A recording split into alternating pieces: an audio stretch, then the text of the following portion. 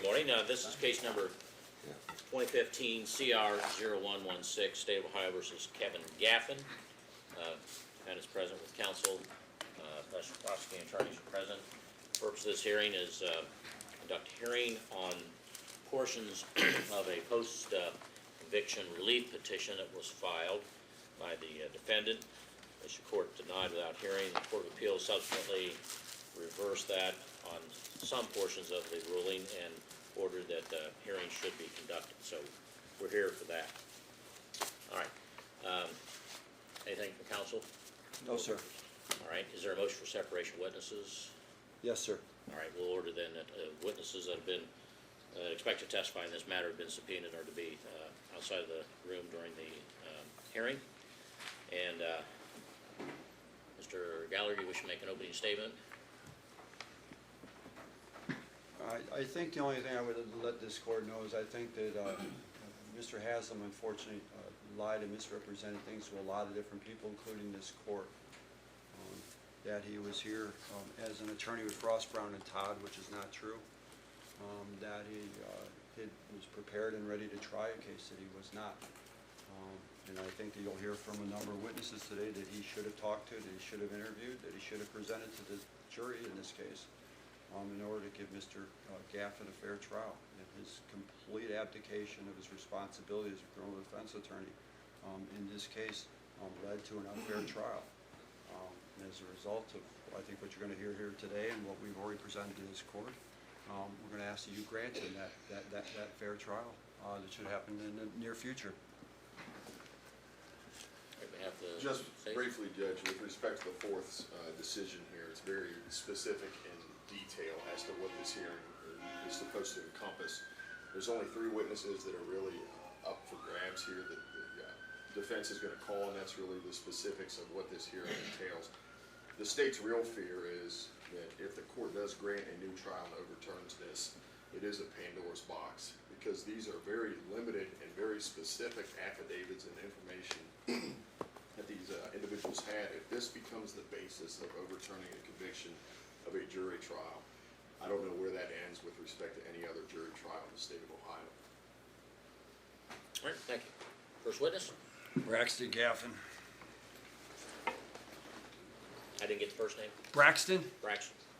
Judge, the state will object to any testimony from Braxton Gaffin is going outside the confines of the 4th District's opinion. He wasn't one of the He was not. affidavits that was submitted, was he? That's correct. He submitted an affidavit, but I think also the 4th District Court, if I'm understanding what they're ruling, is that the appellant is entitled to a hearing on the issue in order to further develop the substance of said witnesses' testimony and to demonstrate how the failure to call said witnesses with the trial was prejudicial.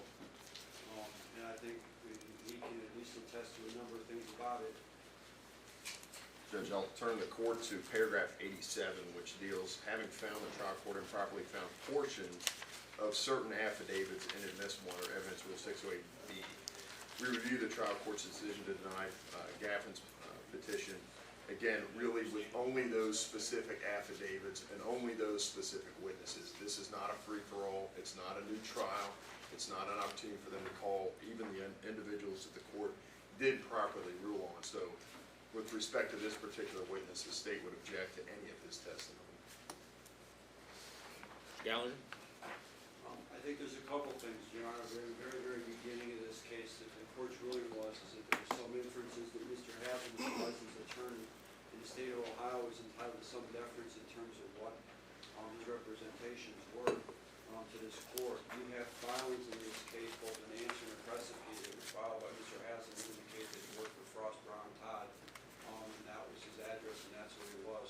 He made those representations both to Mr. Gaffin, Kevin, as well as Braxton. It is now, I think, we're going to be clear that that's not the case.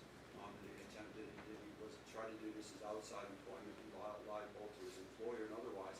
In any other decision I think this court's made about any potential inference you've given Mr. Haslam in this case should be removed because he was not entitled to any of those inferences in terms of decision making.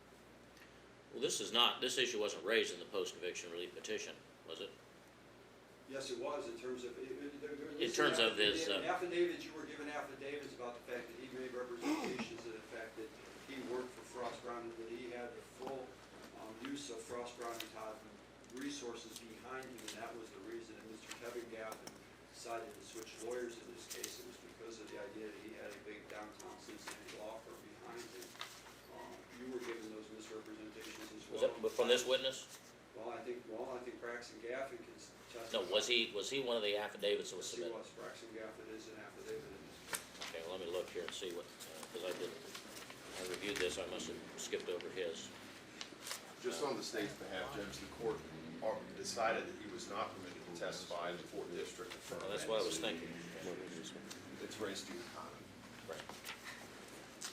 Yeah, I'm gonna sustain the state's objection. I don't feel that this witness is, because of the ruling of the court, fourth district, the evidence that will be submitted would be within the parameters of what was permitted by the ruling, in the fourth district, and since this witness was one of those whose, the Court of Appeals, if I understood it, indicated the court's ruling was correct. And so, I'll sustain that objection. I'd like to make an offer of proof. If you want, what we'll do this, we'll do that during the break. I'll, let you make an offer of proof during the break. All right, Mr. Braxton, Mr. Gaffney, you step down. All right, next witness.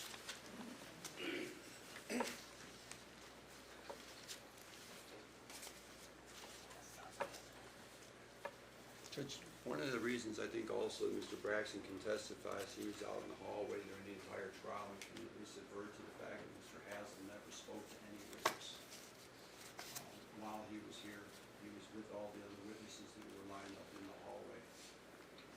And I think that is germane to the issue.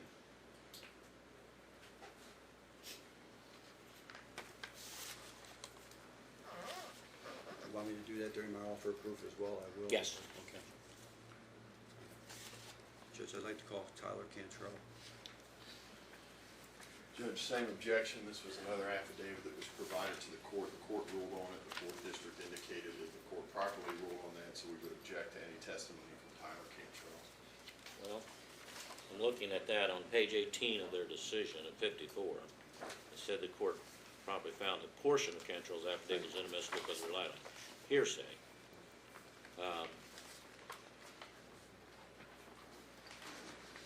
And so,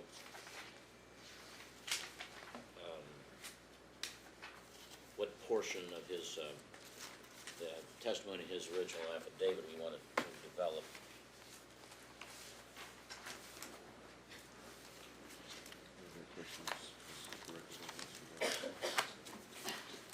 Directed at me, Your Honor. Okay. You do it. One, I think that he would have impeached the testimony of Brianna, who testified about the fact that in Thanksgiving of 2012, it was acts of violence that prompted her to file for divorce and split with Kevin Gaffin. He represented Mr. Gaffin during the divorce. He's aware of what the allegations were in the litigation and that there were never any allegations of physical or sexual abuse raised by Brianna in the divorce that she claims it was prompted by that physical violence. He was also Mr. Gaffin's first attorney, and he was given evidence as well as witnesses early on in those proceedings by Mr. Gaffin, I think, which supports the fact that Mr. Haslam was aware of those people as well as the witnesses, so he can testify about the fact he was given pictures as well as video evidence that this court should have seen, that the jury should have seen, as well as witnesses that the jury should have heard from.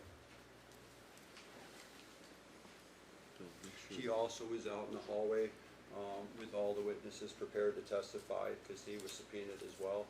He was never interviewed in terms of his capacity, what his capacity as a witness was by Mr. Haslam. He was just given a subpoena, made to sit here for 3 days and told he didn't have to be here. He was aware of other witnesses who were here, who were also unaware of why they were here. And he too never saw Mr. Haslam come out once and interview any of the witnesses who were in the witness room waiting to testify. Which was his, I'm sorry, what exhibit was his affidavit to the post-conviction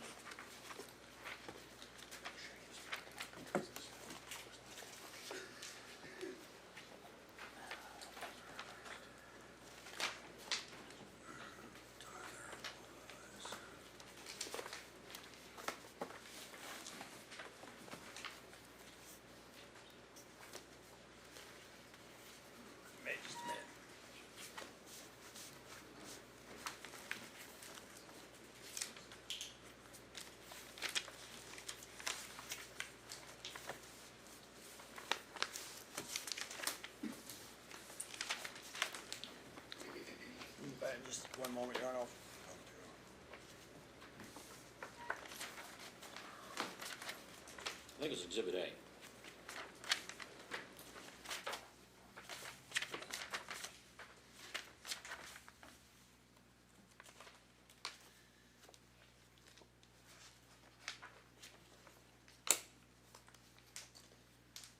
Exhibit A, I think, is Kevin Gaffin's affidavit. Okay.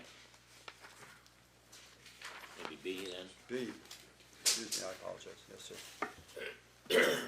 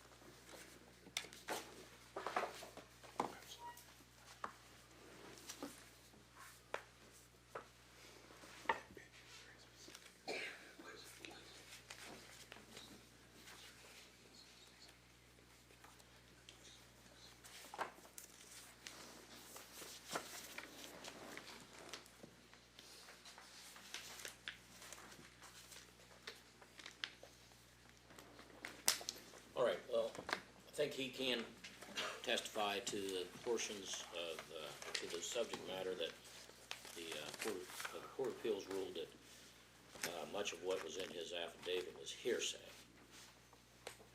and was excluded. So they did not address the issue of 608B or 613. So that would be the time, this would be the time for that to be addressed. So with that, I'll allow him to testify to the extent that it would be proper under the ruling of the Court of Appeals. Judge, I hate to do this, but what sentences in his affidavit would you be permitted to testify to? Those portions, I think, did not relate to his, the hearsay information that he put in there, and as well as his opinions. His opinions would not be admissible either. And I'm looking at, like, for example, number 11 in his affidavit, which I don't think really addresses the hearsay aspect of it, but it is already res judicata with respect to the polygraph examination. Yeah, the things that are res judicata, of course, but, I guess we'll just have to do them on as it rises. All right, you may inquire. Oh, have you been sworn in? I have not, Your Honor. All right. You solemnly swear or testimony about the truth, the truth, none of the truth, that this you shall deliver about. I do. All right, you may inquire. Sir, state your full name for us. Tyler Cantrell. You're an attorney, sir? Yes, I am. Licensed in the state of Ohio? I am, Your Honor. How long have you been licensed? I've been licensed since November of 2010. Do you know the petitioner, Mr. Kevin Gaffin? I do. Would you point to him in court? He's seated over there to the left of co-counsel in the orange jumpsuit.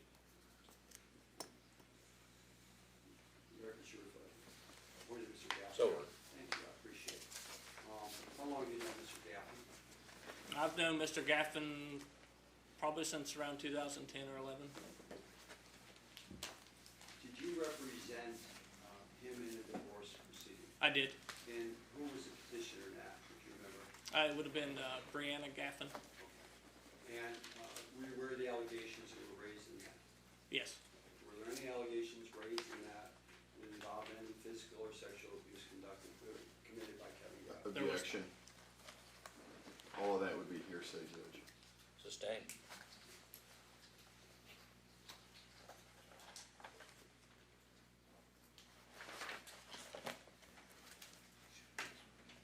Your Honor, in all due respect, hearsay is admissible in this area. This is not the trial. Judge, the court has, the fourth district already ruled on this. Hearsay statements are not permitted in this hearing, that's what their ruling is. In all due Properly respect- already considered that. Excuse me, Your Honor, in all due respect, the ruling was about what might be admissible at a trial. They did not limit the hearings at the hearing. The ruling was that it would be allowed to further develop at this hearing the prejudice that might occur for information that may or may not go in front of the jury. But I'm not none of that related to Mr. Cantrell's testimony, though, as I read the ruling. I'm sorry? I said none of that related to Mr. Cantrell's statement, because, and it is, because I clearly said that his statement was admissible because it was based on statements from others that were clearly hearsay. The allegations that were filed in the divorce would be hearsay. So I sustained the objection. Did you conduct discovery in your divorce case? Some limited discovery. There wasn't too much that needed to be done. Are you aware of any allegation of any sexual or physical Judge, violence? objection. You asked the same question twice, you just sustained it. I'll sustain that. It would have been impeaching evidence to whether Brianna said there was in fact violence in the house. And so the fact that he was aware of a previous statement or lack of statement by Brianna to that fact is impeaching evidence. So if the absence of it would be the impeaching nature of it. It wouldn't be the proper one to bring that testimony because it's based on hearsay. So I'll sustain the objection. The hearsay would be from Brianna. Sustain the objection, move on. Did you represent Mr. Haselman in this criminal matter concerning allegations of sexual abuse against R.A.? You mean Mr. Gaffin? Mr. Gaffin, I'm sorry. Yes, I did. Okay. Did you receive discovery from the prosecutor in that case? I did, Did you meet with Mr. Gaffin, multiple times. discuss with him the allegations in the case? I did. Did he provide you with names of witnesses who might refute facts? He did. Did he provide you with information that might impeach the credibility of those witnesses? He did. Did you develop a plan of what you were going to do regarding those witnesses? We did, yes. And what was that plan? Our plan was to, of course, list them and disclose that to the prosecutor, and then to examine those witnesses beforehand, before trial, and then have them ready to go, and then call the ones that we felt appropriate at trial. During your meetings with Mr. Gaffin, were you shown a video of R.A. in a tree stand on a hunting trip? I was. Objections. Well, that'll overrule. Was your understanding that that video was post-events in terms of what they were contained in the indictment? Yes. Objection, that's all hearsay. Sustain. If that was in fact the case, was that important to you? It was. Why was that? Well, because it would show the relationship between Mr. Gaffin and the juvenile. Okay. And why was that important? Oh, because how a juvenile would act around Mr. Gaffin was important. It would show, behaviors or past behaviors. Did you also learn of law enforcement officers who might be witnesses? I did. And what was the importance of that testifying before you on behalf of Mr. Gaffin? They had, my understanding, they had information that would, interactions with both Mr. Gaffin and then the juvenile as well. Okay, and why was that important to your defense? Oh, because again, it would show the relationship and the actions between the juvenile and Mr. Gaffin. You filed a motion to withdraw, it looks like in October 23rd, 2015. It was approximately October of 2015, yes. Did that appear in court 5 days later when Mr. Haslam took over this case? Yes.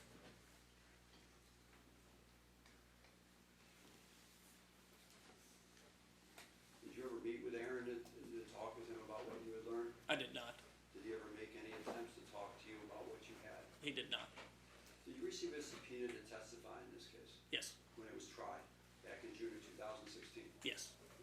Were you ever told why you were given a subpoena? I was not. Were you ever interviewed by Mr. Haslam about your possible testimony? I was not.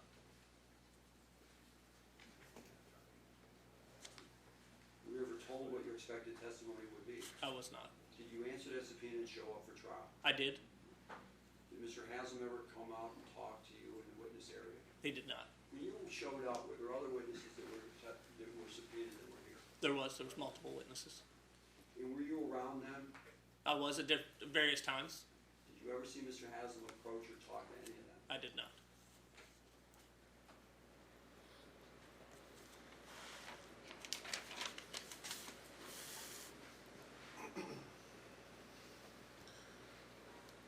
Were you ever called to trial to testify?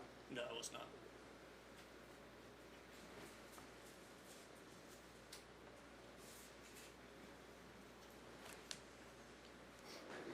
I'm gonna mark for this, Judge, I'm gonna start with you. This is my petition, and you did, and Yes, that would be, Judge, we have no idea what that is. neither do I, so I guess they'll have to tell us, show it to them.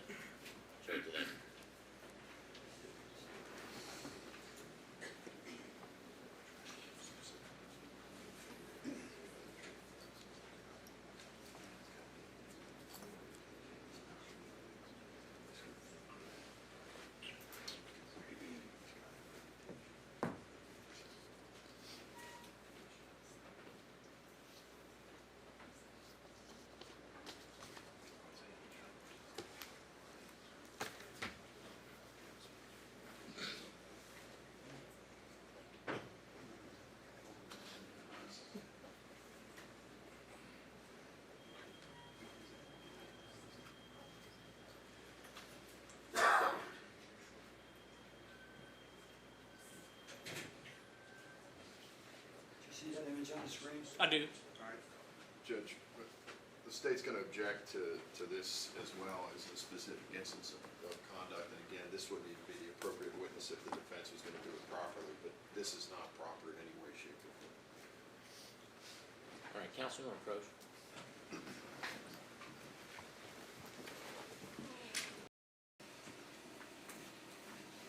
This is a photograph of whom, It's a video, Video. tree stand with RA. It was given to this is this again witness. something I specifically ruled in the hearsay.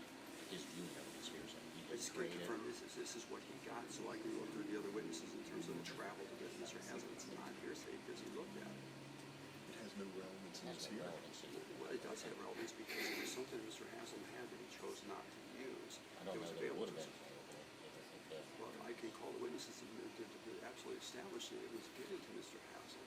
well, this video is a video from hunting. Correct. And as I recall, there was testimony about the relationship between this young man and the defendant throughout. There was no question that there was times when he was acting warmly toward him. This, I think, did this incident not take place several years after? Correct. Exactly, around 2008, so the disclosure of it, they did a, whatever you want to call it, they did some form of an investigation that included having the CPS worker sit, Ryan, right next to Mr. Gaffin and inquire about whether he was raped or not. So that was back in 2008. So the ultimate disclosure didn't come out until right before this indictment came out. And this video was, Somewhere, when it was somewhere taken? in there. Do we know who took it? Do we know who took it? Yes, sir, I do. Who? Mr. Gaffin. The defendant? Okay. He testified at the trial. He testified at the time, so I'm gonna sustain the objection.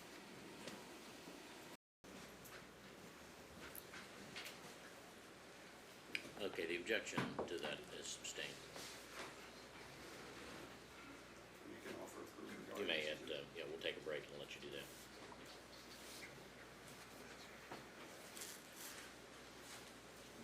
Not right now, but later on, we'll take a break.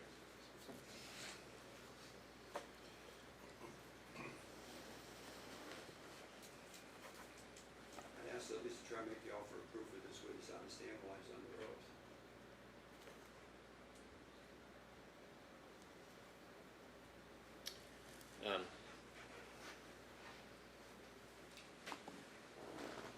Let's go ahead and finish his examination, then I'll take a break and let you do that.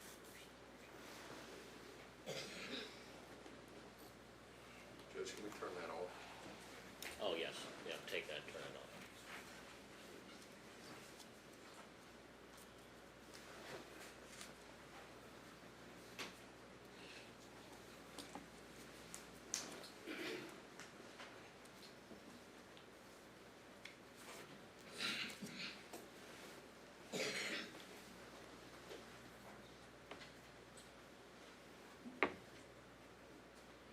While in that witness room waiting to be called as a witness in the trial of the case, did any other witness claim to have been talked to by Mr. Haslett? No. Objection, that's all you're saying. Sustain. Hearsay is admissible at this hearing in order to establish the ineffectiveness, regardless of whether it goes into trial. The question is Mr. Haslett's ineffectiveness. Hearsay can be admissible in an evidentiary hearing for that purpose. And here to determine whether or not Mr. Haslett was ineffective for one, not calling the witnesses, and then two, what the substances may have been. If there was no witness that ever stepped forward and said that they were interviewing Mr. Haslett, I think that's an important consideration for this court, regardless. yeah, those witnesses would have to testify to that. You can ask him what he saw or didn't see. You can ask him about whether anybody reported to him that they had not, had or had not been questioned. In all due So- respect, I can, because hearsay is admissible at this hearing, so I can in fact do it through that. The court, through competent witnesses can't. He was there, he was contacted, witnesses in fact called him, asked him advice as an attorney what to do as a witness because they had not been talked to. Well, I think that would be inadmissible as well, so sustained. At this hearing, it's inadmissible. It is admissible. I have no further questions of this witness. Ross? Mr. Cranchard, you said you got your license in 2010? Yes, Did you take the bar exam I that did. summer? So you got licensed in November 2010? I believe it was November 8th, 2010. And you practiced out here in Adams County predominantly? I have, yes. What other counties did you practice in? Highland, Brown, Scioto, Claremont. Do you want me to list them all that I've been at? No, that's fine. Okay. So, I mean, just in that, kind of that time frame. So you, by 2015, you've been an attorney 4+ years? Correct. And was domestic relations kind of the predominant practice that you were involved in? I would not say it was predominant, no. It would have been, criminal law would have been predominant. So criminal law was your predominant practice? Yes. And how many jury trials did you have between 2010 and 2015? I don't know that exact number. I've had over Ball, 20. I would just ballpark. I don't, that time frame, I don't know. As of now, I've had over 25 of them. Okay. So from 2015 to 2019, what would you estimate the total number of jury trials to have been post 2015? I'd say Objection, probably, it's irrelevant. They put them up as a witness, so we get to address him and any bias he might have. Overruled. I would say during that time, probably 10. So by 2015, you had approximately 15 jury trials. So yeah, How many of those 15 were misdemeanors? I think I've only had 2 misdemeanor jury trials. Okay, in your whole career? Yes. And were they before or after 2015? One would have been before because it was my second jury trial, and then the other one was probably right around 14, 15, 16. Gotcha. What was your first jury trial? My first jury trial was a felony. It was an illegal conveyance into jail. How many drug cases have you tried, felony drug cases to a jury? To a jury, probably 2 or maybe 3 on felony drug cases. How many felonious assault weapons cases, how many have you tried to a jury? I believe 3. How many property crimes, B&E, burglaries? I to a think jury again? those ones probably only 2 or 3. Not very many of those. So, ever try any homicides? Yes. Well, it wasn't to a jury. It was Bench trial? well, it was a it was found not competent, so we had the jurisdiction hearing. Okay. How many defendants have you represented on sex cases in your entire career? Probably about 10. How many prior to 2015? I'd say 3 or so by that time. Okay. So of those 3, how many of those 3 went to a jury trial? One I know would have been a jury trial, but I can't remember if it was 15 or 16 when it went to jury trial. What was the individual's name? Denny Blanton.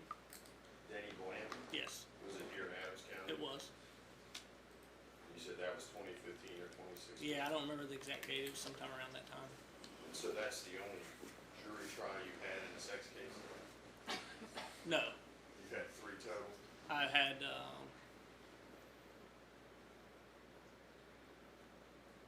I think it's 4 sex case trials, and then I had 1 juvenile rape to the court. So 4 jury trials of sex cases in your career, Yes, and by 2015 you had 1. I believe so. I don't know the dates exactly. And I know we're ballparking, I Yeah. understand that, and nobody's gonna be perfect on that, but you said you handled about 10 cases that have represented sex offenders, or people charged with sex Yeah, offenses. it'd be at least 10 that I've actually handled the full cases. Probably a little bit more than 10, I'd say. You've always been on the side of the defense, is that correct? That's correct. The only time you've ever interacted with victims of sex offenses, I would assume, would be in your limited trial purposes, and cross-examining victims in trial? No, I was a guardian ad litem also, so I dealt with some cases that was involving sex offenses there too. Were those charged as well? A couple of them were, not all of them were charged. I think when Mr. Gallagher had asked you, was your opinion that victims act a certain way towards sex offenders? I mean, is that? You mean today? Yeah, today. I wasn't asked about my opinion today.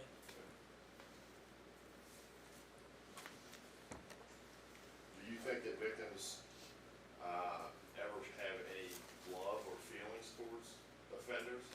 In general, they Objections can. irrelevant. I'm sorry? Objections irrelevant. Well, I'm gonna rule because he testified that he thought it would be important in the relationship, so I'll let him develop it somewhat. Go ahead. In general, they can. Okay, so a victim can be raped by somebody and still be close to that person, right? I mean, yeah, anything's possible. Now, if you're a child and this is a caregiver, that puts you in even a heightened or different situation as well. You agree with me on that, It wouldn't you? would be a different situation. And if you'd ever been threatened by that individual, you would agree with me that that puts you even in a more heightened and different situation, wouldn't it? It would. So a child who's been raped might act a certain way out of fear, Might. might act a certain way because that's the person who is their caregiver, right? They may, yeah. Now, you withdrew from this case of representing Mr. Gaffin in October of 2015, is that right? I believe that was when it was, yes. How many witnesses did Mr. Gaffin want you to call at the time you were representing him to any potential trial? I would have submitted a disclosure of witnesses. I believe it had 10 or 11, and then I had some notes of additional 4 or 5 that needed to be added and further disclosed.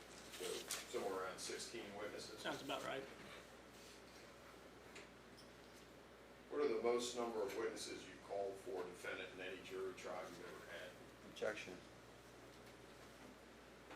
It's irrelevant what other cases, what witnesses are I will called. sustain that. Now, in your representation of Mr. Gaffin, you were not a fact witness, is that correct? Objection. Are you talking about at the trial? I'm talking about with respect to the underlying offense. Well, I'm not sure what you mean by fact witness or what he And would. I can- So let's, I'm gonna sustain the objection as the form of the question. I'll clarify it a little bit more. Now, you didn't know Ryan, right, before any of this? Did you know Ryan Applegate at all? Not personally, no, I did not know. Did you know, other than Brianna, through the representation in your divorce proceeding, did you know her? Not personally. It's safe to say that your representation of Mr. Gaffin and involvement with Ryan and Brianna was from a professional capacity. You're the attorney representing Mr. Gaffin in the divorce. That's your first interaction with any of these individuals, is that correct? That would be correct.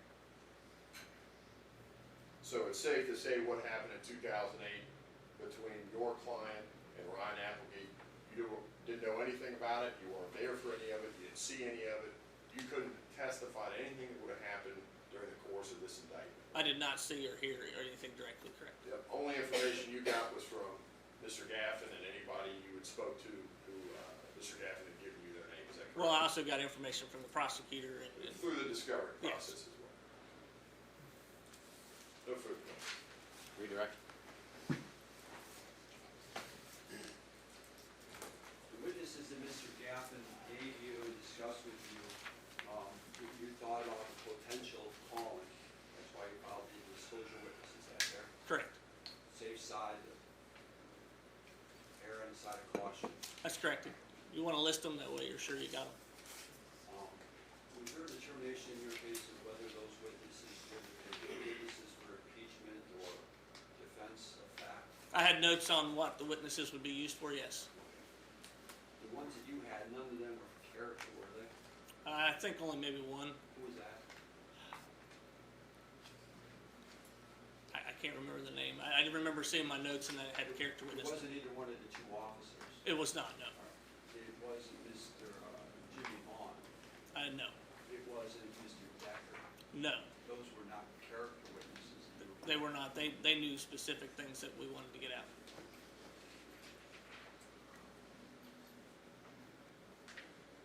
When you were asked about your criminal experience, and let's talk a little bit about representing someone in a criminal case. Developing a theory of your It is. Why is that important? Well, because that's kind of what you want to present your evidence on and show the jury the story or what happened, and you have to have that theory. Okay. And in terms of developing a theory for Mr. Gaffin's case, was that something that you were working on? It was. And in developing a theory and working on the case, does that involve interviewing witnesses? It does. Were you prepared to call a witness you had not interviewed in advance? I would not call a witness I had not interviewed. Why? Well, because I want to know what they're going to say, and I want them to be prepared and just know what to expect. Can you conceive of a reason why you would want to subpoena the victim of a sexual assault case to court to come in your case? To come in my own, the case I was defending? Yeah. No, How about the mother who was accusing? no. Any reason you can think of to subpoena witnesses that you think would harm your case? No. And you knew that back in 2015? Yes, I knew that when I was in law school. Okay.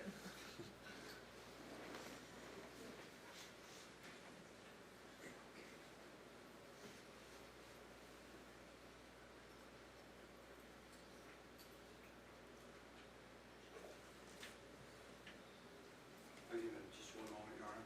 Sure.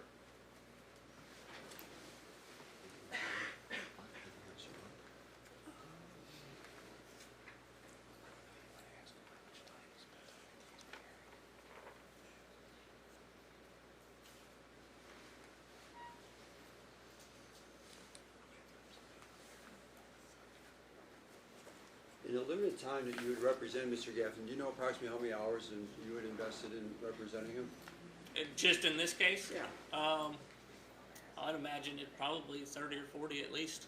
How many times had you met with Mr. Gaffin before you were relieved of this representation by Mr. Hassan?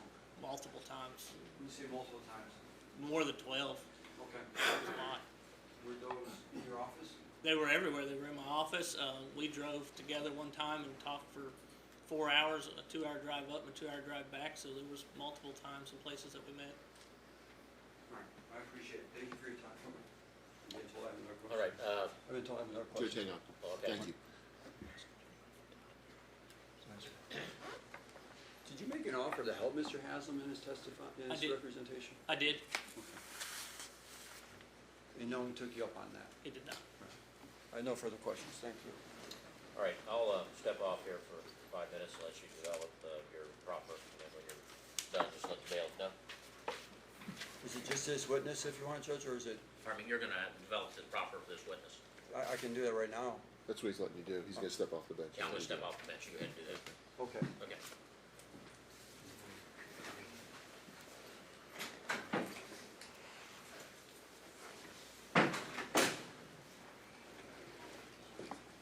Mr. Cantrell, can you see, is the screen on for you? It is. All right, can you see the picture on that screen? I can. Keep your voice up, Bill. Do you remember seeing that video? I do. And when were you first shown that video? Mr. Gallo, just for person identification, can you identify your state? Exhibit O. Okay, exhibit O, thank you. Petitioner's exhibit O. Okay, It- when did you first see that exhibit? It was sometime during my representation for the criminal case with Mr. Gaffin. Who showed you that video? Mr. Gaffin did. And why did you think it was important to have that video? Because this was after the alleged incident, and it showed the interaction between Mr. Gaffin and the juvenile. And why was that important from this video? Because of the allegations with the PTSD and various things that they had. This showed his relationship. He was sleeping in a tree stand. He was not confrontational. He was very relaxed, very calm with Mr. Gaffin. And your understanding was is that this video occurred sometime after the alleged sexual attacks that were in the indictment? That's correct. Did he also give you pictures from his phone to look at? I don't recall seeing any pictures. I know I reviewed the video. Okay. And do you need me to play that entire video for you to tell me whether or not that is in fact the video you saw? You can. I know that's the video, but that's whatever you desire. Not that long.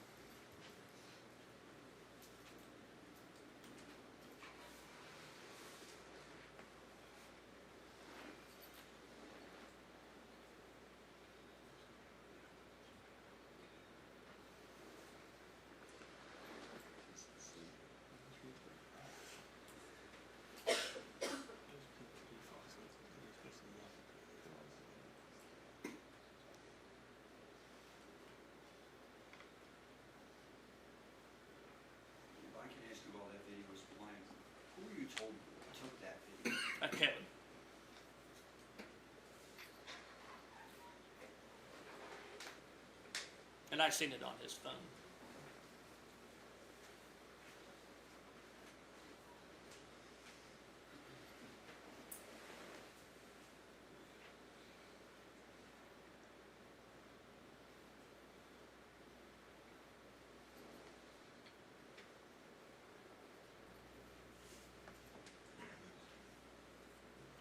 That'd be it, unless you guys have questions, please. That's all.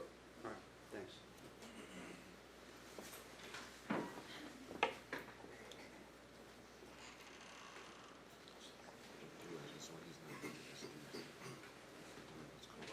Much, Dan? Thank you, Christina.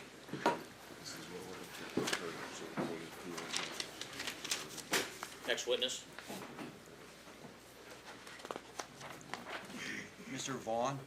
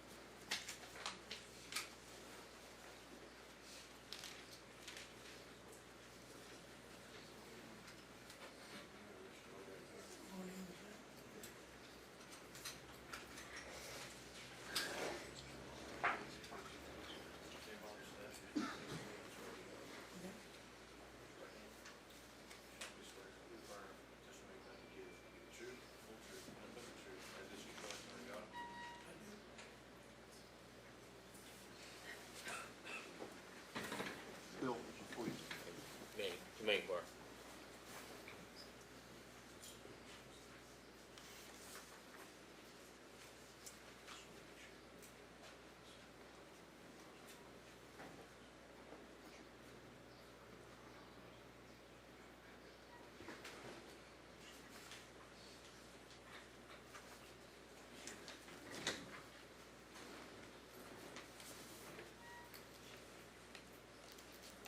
Sir, if you wouldn't mind stating, you may need to move a little bit closer to this microphone here. Pay more attention to the microphone. Can you state your full name for us, sir?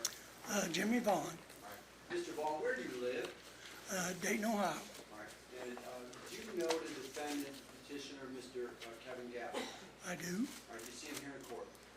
I do. Can you point to him, please? Pointing to Mr. Kevin Gaffin. Record show reflect that. How long have you known Kevin? Well, I first met him when he was 6. I figured him to be about 46, so about 40 years. Okay. Did you know his wife and girlfriend Brianna? I did, Okay. Did you know her son Ryan? I did. Back in 2012, did you have the chance to spend Thanksgiving at their house? I did. Okay. And why were you there to celebrate Thanksgiving?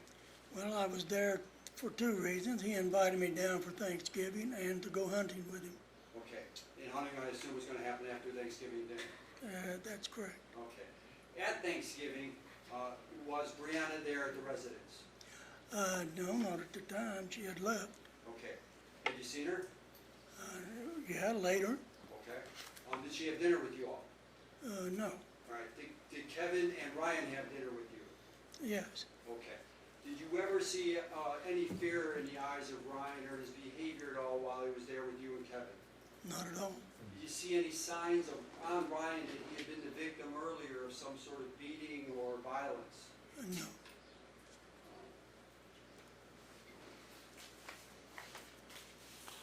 While you were there, you said having dinner, Brianna was not there. When you did see her, can you describe for the court how she appeared to you?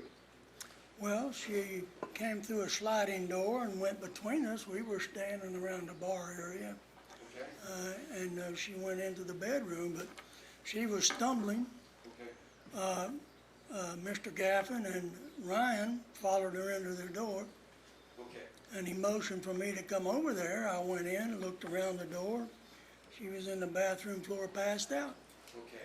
And when you saw her stumbling, what did you think about her condition at that point? Well, I kind of figured she was inebriated. Right. And did what you see in And the been bathroom drink- confirm that? When you saw her walk into Yes. the bathroom, that confirmed that? Yes, it did. Did you see any intimidation by Kevin at all towards Ryan? No. You stayed the night, Yes. and then the next day you left to go hunting? We went hunting. And who's we? We is me, Kevin, and the boy Ryan. Okay. And did he seem afraid or unwilling to go hunting? No. I mean, you sort of give, well, why is that? Well, he was ready to go hunting. I mean, wanted to learn. And while you spent time with him hunting, did you see Mr. Gaffin mistreat Ryan at all? No, they were in different places, and I was around, away from them. I mean, At any time at all while you were there in their presence, did you see any fear at all, Ryan, of Kevin? no, not at all. Did you get a subpoena to testify back in 2016, in the summer of 2016? Yes. Okay?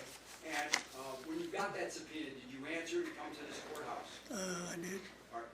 Did you ever meet or get a phone call from someone identifying himself as Kevin's attorney, Aaron Haslam? I don't recall any phone calls, no. Did anyone ever come up to you and introduce himself and say, "My name is Aaron Haslam, I'm Kevin's attorney"? I don't recall that either. Did anyone ever introduce themselves as his attorney to you? No. You sat here then for how many days, sir, prepared to testify? 3 days. I Did think it anyone, was. while you were here at all, did anyone come to the witness area where you were and talk to you at all about your possible testimony? No. Trial is over, you then just left? Yeah, well, I never appeared here. I was left from one of the rooms I was in. And were you willing to testify if called? Yes, I was. And were you willing to say the same thing then that you were saying today? Yes. If I have a moment, Your Honor. Okay.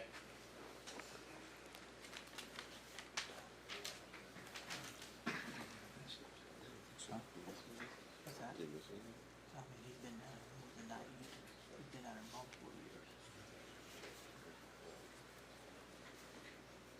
Was this the only time you'd ever been to that house, or to Kevin's house? No. All right. How many trips have you taken down over the years? Gosh, I don't know, 4, 5, 6. I can't recall every one of them. Okay. All right. But it's more than one. More than once. Yeah. I appreciate it. Thank you, sir. Cross.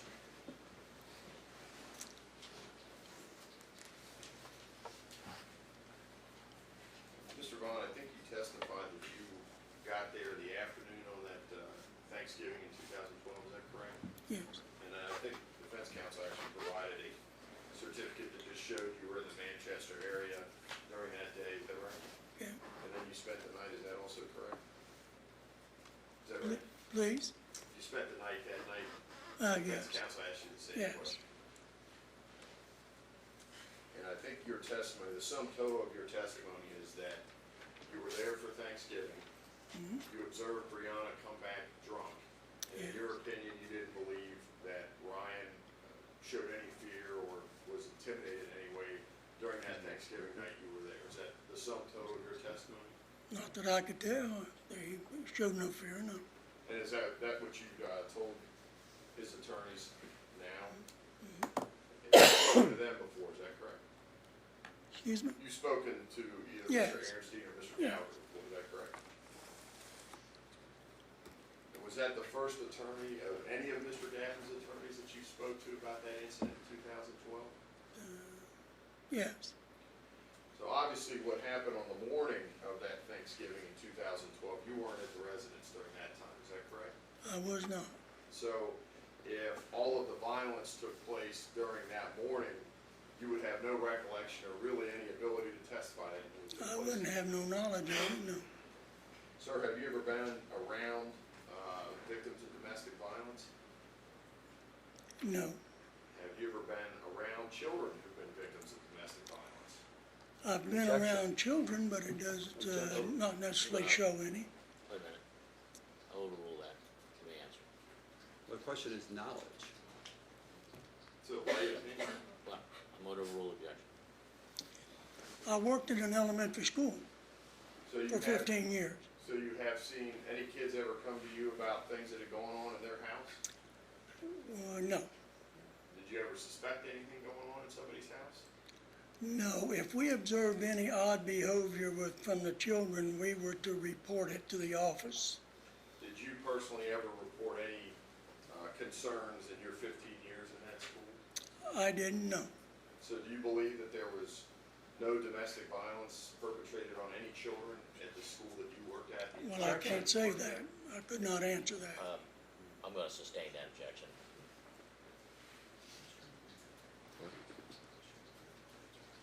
No further questions. Redirect.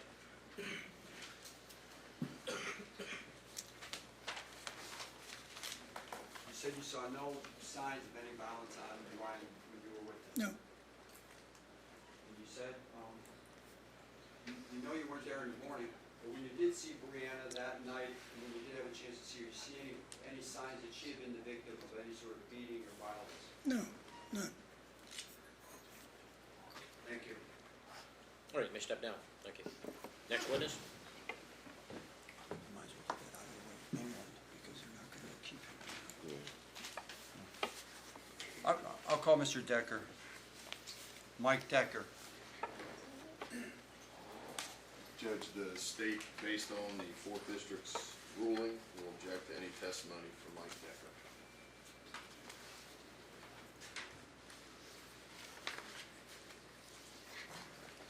Well, the 4th District did find that his statements about the alleged drinking habits of the mother were not admissible. That was upheld, so if that's what you're going to offer him for, I won't permit that. And I don't think there was anything else in his affidavit, as I recall. Was there? Mr. Gallagher? There was, in fact, that he had also traveled along with Ryan on hunting trips, and also lived in the home, didn't witness any violence. He lived what now? He was in their home for 2 months. He didn't witness any violence or anything inappropriate. All right, just a second.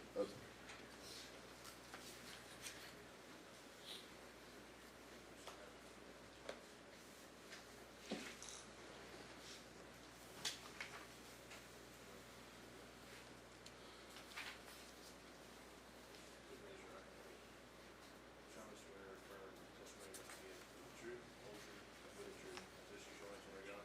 Yes, sir. Well, I'm going to overrule the objection to the witnesses taking the stand.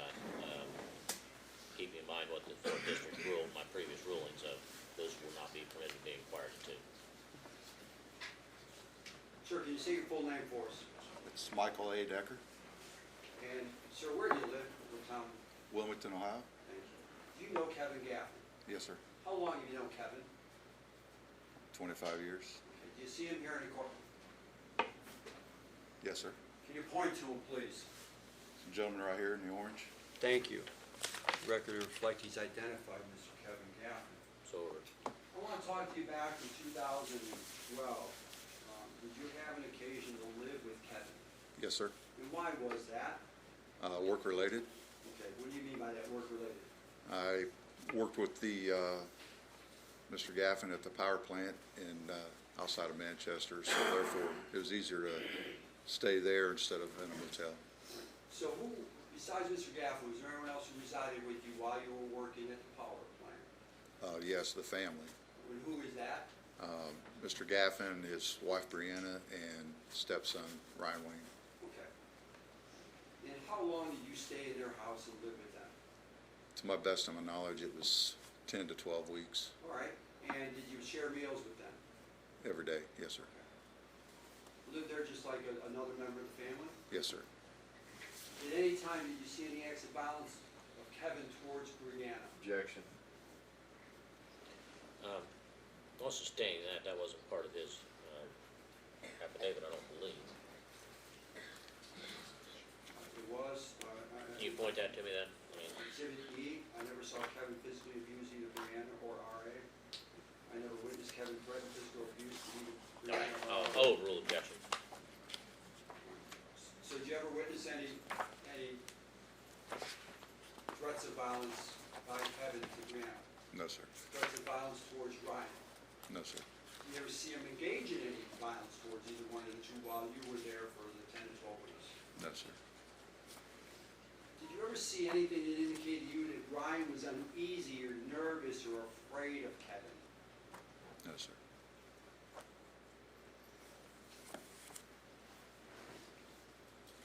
Did you go hunting? Were you a hunter? Yes, sir. Objection to this line of questioning, the fourth already ruled that this is inadmissible. And I'll cite paragraph 61 of their opinion.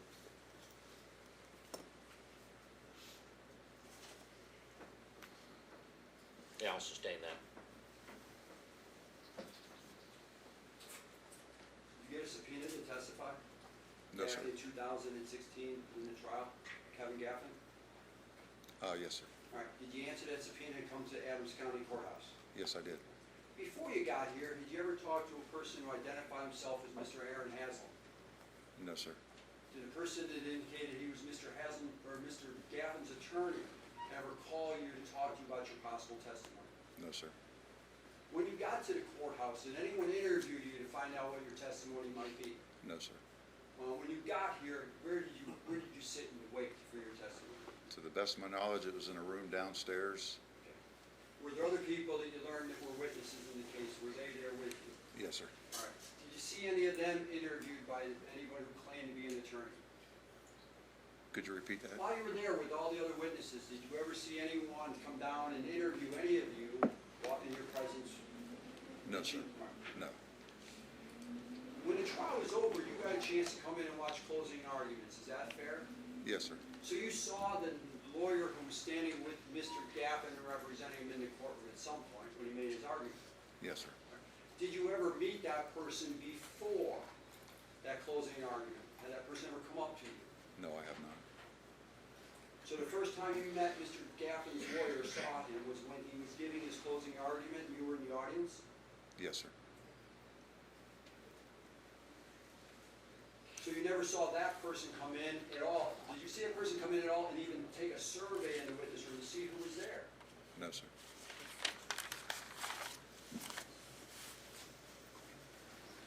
And how many days were you here? To my knowledge, it was 2 or 3. I'm pretty sure it was 3.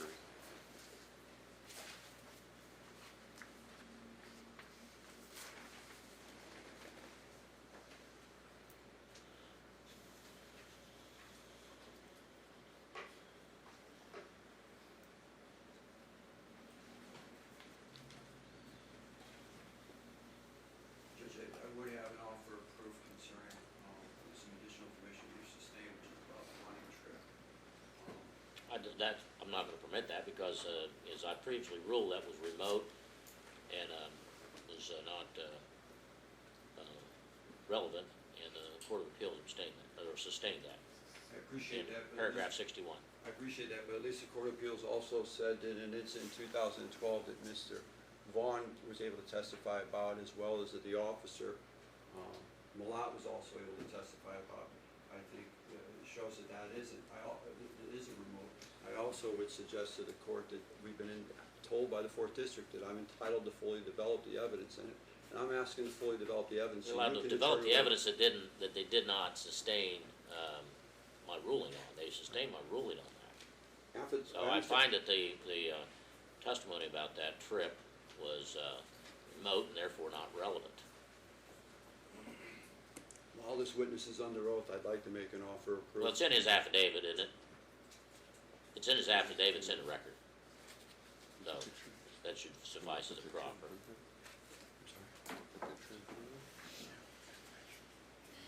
I'd also would be admitting then defense exhibit, or what I would call P, which was the photograph of it, and ask him to identify it here in court, so for authenticity purposes, that there's no issue in the future. Is there an issue with authenticity? I think it was already attached to the original No, but I mean, who took the photograph? Or he's gonna say that it's a true and accurate photograph of what he The hunting saw at trip. that time. What The date was that? Pete, No, I say what date of that photo? He's not sure, it was the time when they were living together and when he went off, in terms of that they went on a hunting trip. And when was that? In 2012. 2012.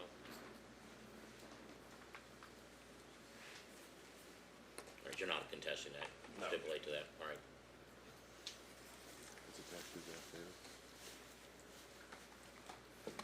yeah, I believe it's the same one that's attached to the affidavit. I just want to make sure that the All right, record's that's clear. so I- accepted as a proffer. Thank you.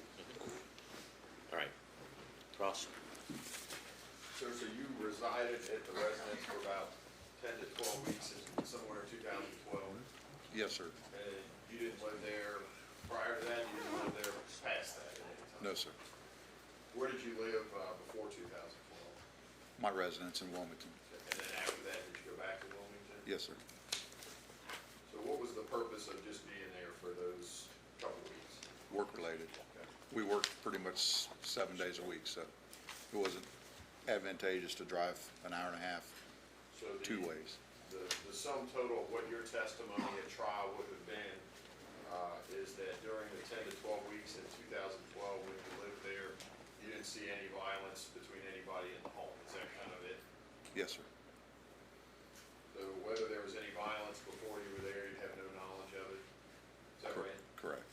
Unless Mr. Gaffin told you or anybody else told you, you wouldn't know about it? Correct. Any violence after that, you wouldn't know about it because you weren't there either? Correct.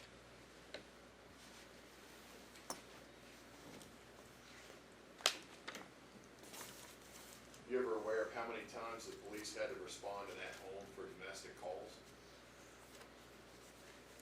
No, I don't recall. You know whether it was more than one?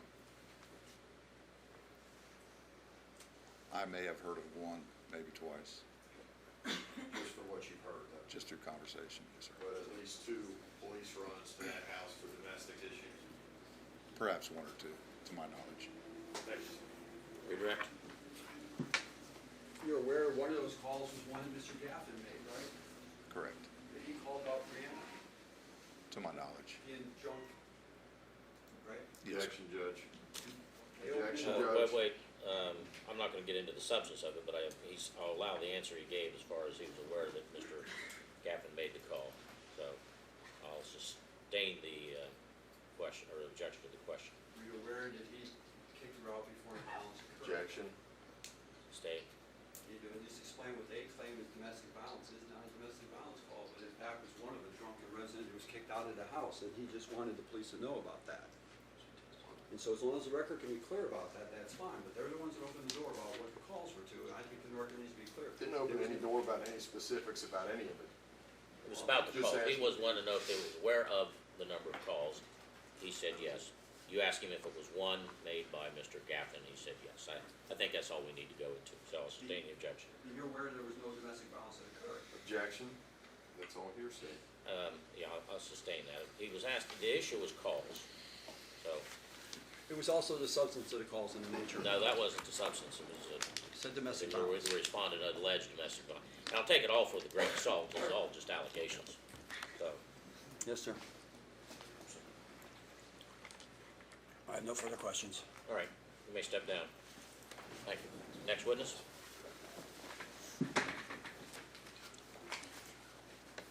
Officer Jeff Bowling.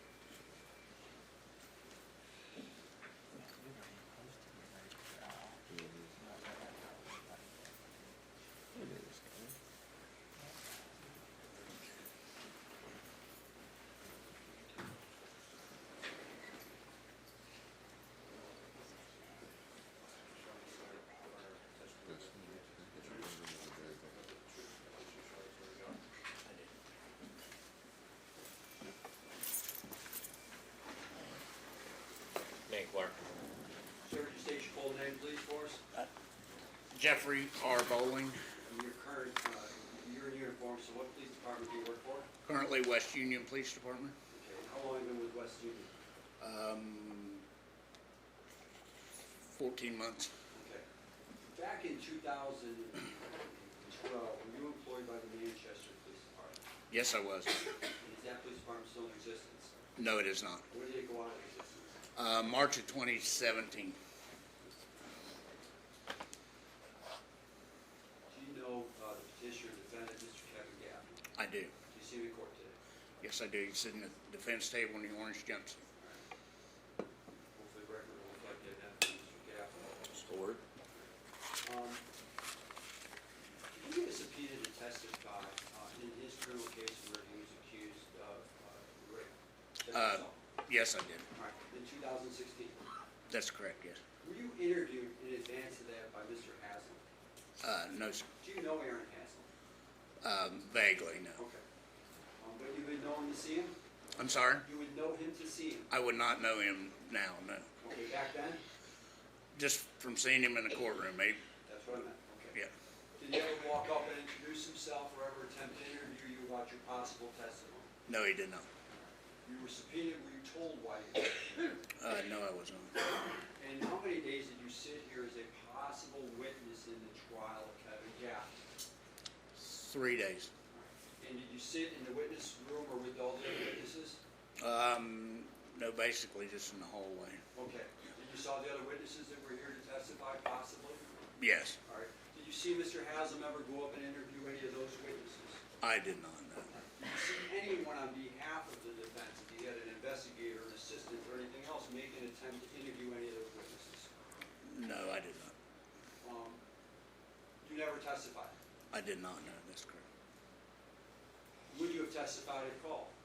I'm sorry? Would you have testified if called? Absolutely, yes. And what I want to talk to you a little bit about is what that testimony would have been. While you're working as a police officer, did you get a call concerning the whereabouts of Ryan Applegate, Brianna's son? Yes, I did. All right. And did you answer that call? Yes, I did. Can you tell us a little bit about that, what happened when you got that call? He was not at home, and he was reported to be missing. At that point, we'd located him and found that he was with Mr. Gaffin. All right. Before you found out he's missing, did you have a conversation with, was there anyone that gave you that information? Was it Brianna? As far as, That he was missing? yes, that's, Did you speak with her? yes.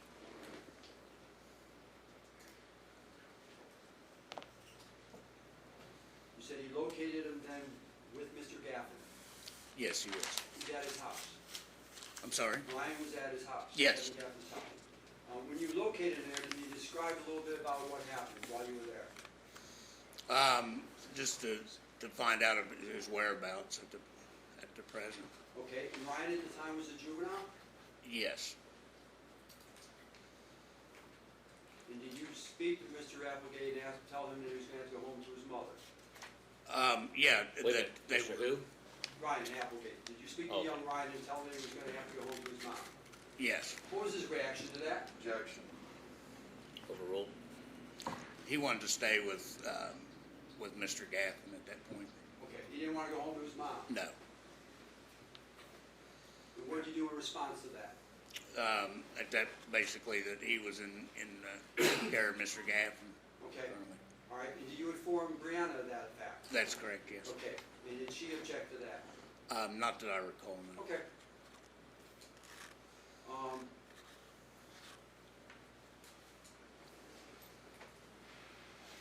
While you were in the presence of Ryan and all, did you sense any fear that he had of Mr. Gaffin and being with Mr. Gaffin? No, sir.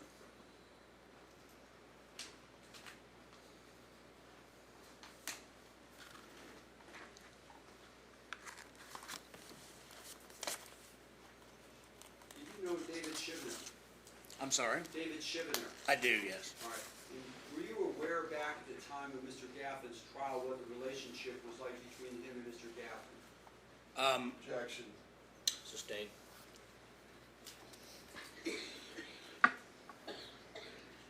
Were you aware of any incidents between the two of them that led to problems? Objection. Sustained.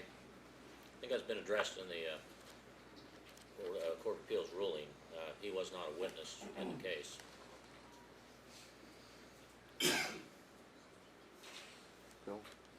Judge, I appreciate that, but it's also part of Mr. Haslam's ineffectiveness for the inability and his complete failure to broach any subject for possible impeachment. He asked no Mr. Shibner was not a witness, so he couldn't be impeached, so I sustain the objection. But what could have happened, however, was a motive for the charges could have been raised by Mr. Haslam. There could have been. Not through the witness, not through a witness, not through a person who's not a witness. That would not have been admissible.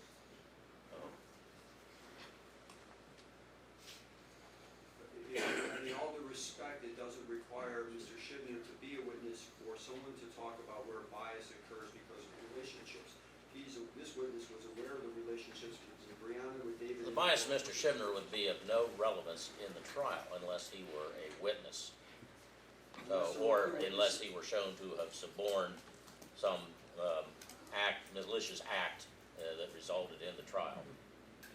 So the fact that he did not have a good relationship with the defendant is not evidence in the trial. In all due respect, that would have required Mr. Haslam to do his job as a defense lawyer, and that's part of what we're here for. If he had done it, what I'm telling you is even if he had, it wouldn't have been admissible, so it doesn't matter whether he did it. If he didn't waste time on something that's not relevant, I don't think I know that's not ineffective assistance of counsel. So the objection is sustained. The incident that you were talking about when you found Ryan with Mr. Gaffin, that was after the two of them had separated, and by separating Mr. Gaffin and Brianna, right? I believe so, yes, that's They correct. had separate residences at that point. Oh, yes. Hang on one second.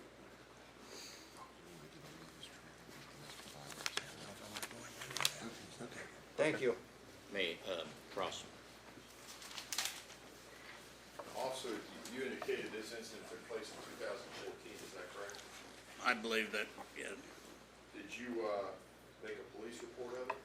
I did. Call records. So you have the call records with you? I do not know. Did you tell the defense attorneys here whether to, get those pieces of information? Those pieces, since the disbandment of the police department, there's no way for me to access them. So did you access those records and review those records, in the past year, No. past 2 years? No. So you're going back on memory back to sometime in 2014 as to what Mr. Gaffin said, what Ryan Applegate said, and what Brianna Wisecup said, is that correct? Right. That's all based on memory, isn't it? That's correct, yes. And you've known Mr. Gaffin for how many years now? Roughly 2012. Say that again? 2012 is when I Since came to this, 2012? yeah. I think in your affidavit, you said you've known him personally and professionally, so I would assume that you find him to be a friend? No, I would not say that. So you just indicated in your affidavit that you know him personally From town, yes, that's correct. from town, but you're not friends with him? No. Now, defense counsel had all brought up the issue about bias. You'd agree with me that bias with any witness, that's an important piece of information to know, wouldn't you? I'm sorry? You'd agree with me that bias, somebody's gonna testify, bias is important for everyone to know. Right, right, Because you would wanna know whether somebody was being fair right. on both sides, right? Mhm. This Wisecup has in fact filed a complaint against you, or did so back in 2016, didn't she? Not that I'm aware of. You're not aware of whether you had a formal complaint filed with the Manchester Police Department in 2016 For what? by Brianna Wisecup I mean, what was the complaint? about you and you personally? I'm still not understanding what the complaint was. I'm asking you if you're aware that Brianna Wisecup wrote out a complaint. No, I'm not aware of it. That's new information to you. Yeah, Sir, you have Facebook, don't you? I do. And I assume back in 2016, you followed this trial, as a lot of people in this courtroom did. You followed it closely, didn't you? Just from scanning it, yes, that's correct. Well, you made some public comments on your Facebook account with respect to your thoughts about this trial, didn't you? Yeah, personal thoughts, yeah. Personal thoughts about Brian Applegate in particular, isn't that true? I don't recall that now. You recall typing the words "karma is a bitch"? Yes, I do. And that was in respect to this trial, wasn't it? That was in respect to the actual complaint, yes. And you also indicated that in essence, you can't get a fair trial in Adams County, isn't that true? I don't recall that, no. That was a different, you said this is Adams County, right? You remember saying that? I'm sorry? You said this is Adams County with respect to the trial, do you remember saying that? Right. Does it concern you at all as a law enforcement officer of this county that you have no faith in the justice system? No, it's not. You also indicated in your affidavit, I'm gonna point specifically to 8C, that Mr. Gaffin's behavior is not consistent with that of a pedophile. What type of behavior is consistent with a pedophile, officer? I'm gonna object. I'm gonna sustain that. His opinion would not be admissible, at trial, so it really doesn't matter what it was. So Ryan would have been a runaway back in 2014, is that correct? I don't know if I'd classify it as a runaway. He was just not at the location where he was supposed to be. But you don't have access nor know where that police report is today in 2019? They are stored on a mass server, and it would have to be with the, the state of Ohio, I'm sure. But as far as, once they deleted our ORI numbers, there's no access to them. You don't know where it is? I'm sorry? You don't know where it is? No, I don't have a hard copy of it, no, sir.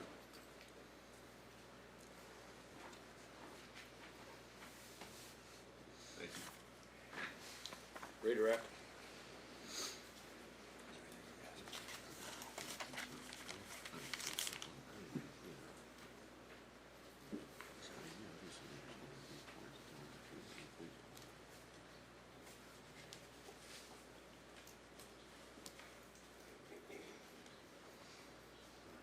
I have no further questions, thank you. Thank you, Ms. Step down. Next witness? Officer Malat.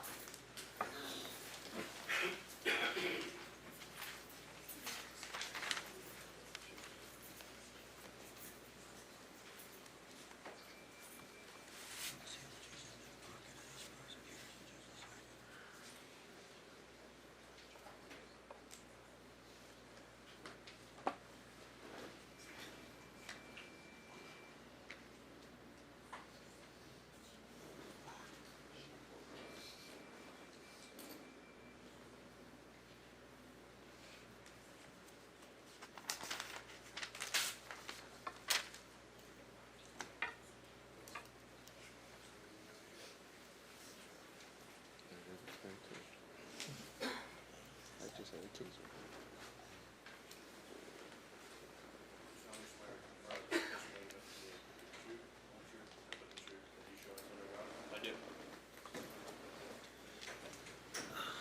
Amen, Clerk.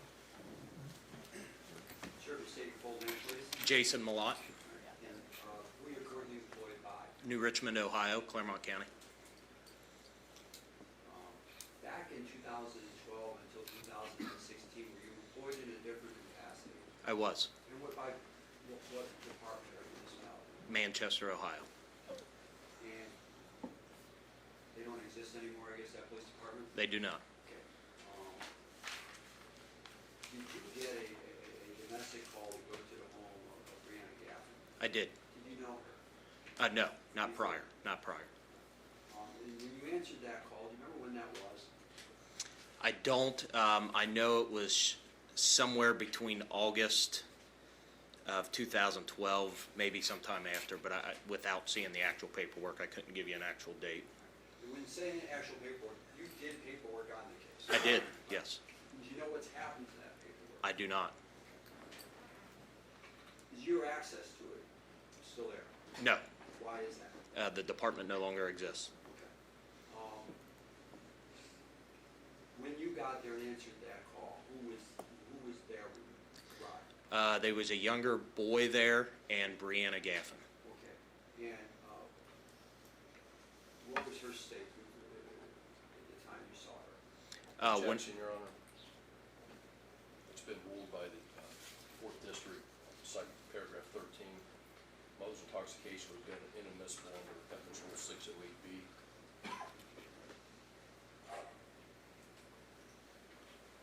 Sustain that. The response sustain that, If I move could on. just make an offer of proof in terms of why I think I'm allowed to. Well, further the Court of Appeals has develop. ruled that I was right on that, so we'll sustain that. You don't get a second bite of the apple. Just for fear of just anger in court, one of my problems is the fourth district said that I'm allowed to fully develop the prejudice of this matter. And you may do so, but you need to ask a question about that. One of the things it misses is the fact that had Mr. Haslam asked Ms. Weisskopf about this run, and had she failed to recall it, there'd be an explanation for that because of what this officer had testified to. Or if she had testified to the fact that she has full recollection of it and offered a different version of it, his testimony might explain why that would occur. It's part of the reason that we're left with such a poor record is because of the poor job Mr. Haslam did on behalf of his client, and we're left now with the inability to do this, and so we've been told by the fourth district to fully develop that possible testimony, and I'd be asked at least for the permission to fully develop. What instead is happening is I'm being constrained by your claim that the fourth district has constrained me. They haven't, they said fully develop this. I'm just looking at paragraph 74. Therefore, this court finds the trial court properly applied evidence rule 608B, the Milan statement about R.A.'s mother's intoxication. Now, he can't testify about what she said, so you can ask him questions about that to develop the issue of bias or impeachment. The time you saw Brianna, what was she doing? She was standing at her kitchen table or like an island drinking wine. Okay. Drinking what? Wine. Did you have a conversation with her at the time about why she made the call? I did. And who was her complaint about? Kevin Gaffin. All right, and was he present? He was not when I arrived. Did she make any statements about what she wanted to see happen to Mr. Gaffin? Objection, Your Honor. Overruled. She did. What statements do you recall that she made in your presence? She was upset because the dispute was over marital property, and she was upset that I could not take law enforcement action at the time. Okay. So she wanted me to contact her attorney, and then she stated that she would do anything in her power to have him arrested. Okay, and her son was there while Yeah. this was going on? He was. And did he have a conversation with you? He did. And what conversation did Ryan have with you while you were there answering this call? He came out of the room that was off to the side. I believe he was playing an Xbox when I came in, and he asked if he could leave with Kevin. Okay, and he wanted to leave with that. He did. Did you see signs in that house that that would have been a smart choice for him? Objection. Sustained. Did you see any action by Ms. Brianna Weisskopf that caused you concern? Objection. Sustained. Did she do anything in your presence with that bottle of wine? Objection. Sustained. Did Ryan demonstrate any fear of Kevin or seem to demonstrate fear of Kevin when he was making this request of you? He did not. Right, he wanted you to take him to wherever Mr. Gaffin was. He asked if he could go with him. He didn't specifically say, I take him? Okay. Were you ever contacted by his defense attorney? I was not. Were you ever interviewed by his defense attorney, Mr. Haslam? I was not. Were you ever asked to provide a statement to Mr. Haslam? I was not. Were you given a subpoena? I was. Did you show up in Adams County? I did. And how many days did you sit? 1 day, and they dismissed me within several minutes. All right. And while you were here on that day, did anyone come up to you and talk to you at all about possibly testifying? They did not. And you provided an affidavit back in 2017? I did. Okay, and you feel that that was accurate at the time? Yes.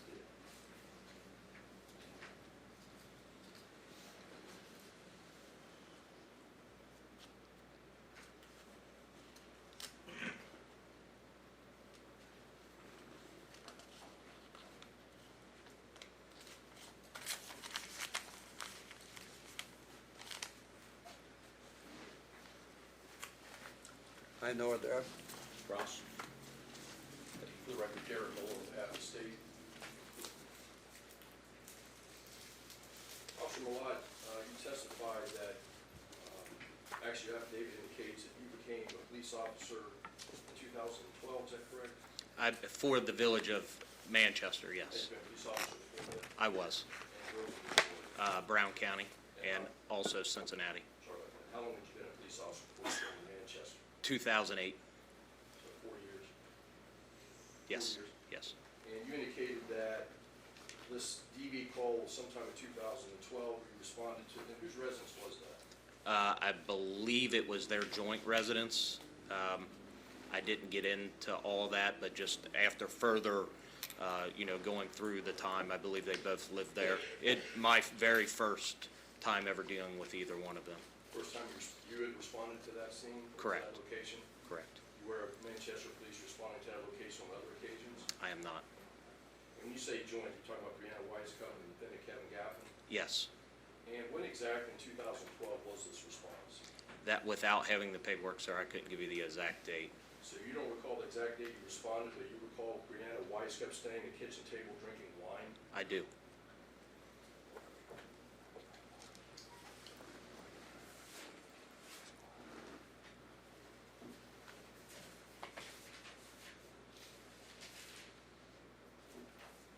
And when you respond, this was domestic violence calls, is that your understanding? It came in as a domestic. It was more a dispute over marital property, more a civil issue, Did you respond by yourself, or did you go with someone else? by myself. And you'd been an officer for some time at that point. I assume you filled out filed a report, is that correct? That's correct, a call record.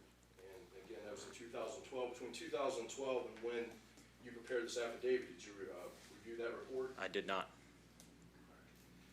And as part of that report, did you document whether or not there were any physical injuries? I did not. I was Did you not there. document it? I was not there for a physical. I was there for the dispute of property. After arriving, we realized it wasn't a domestic per se. There was no one saying anything about physical abuse. No charges were filed? No. And so you didn't even take witness statements because this was more of a civil issue when you responded? Correct. It was over a TV. And so it wouldn't be unusual in that case, for just a property dispute, for a young boy to decide he wants to go with his stepfather, would it? No.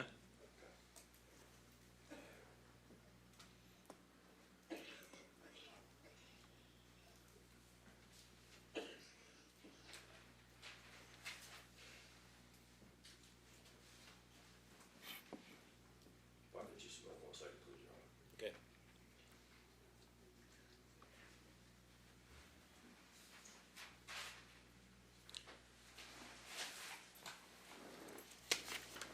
And again, Officer Motley, you testified, no witness statements were taken, no photographs, that type of thing, because this is more of a civil issue, is that correct? Correct. And so you didn't inquire about any issues of domestic violence at any time, right? I did not, because it was, again, it was a dispute over marital property that was being handled through the Adams County Common Police Court. And I would assume in your experience as a law enforcement officer, you've seen a number of times where one's been victimized, but they still have an attraction or attachment to the alleged abuser, is that correct? I have. 1 second, please.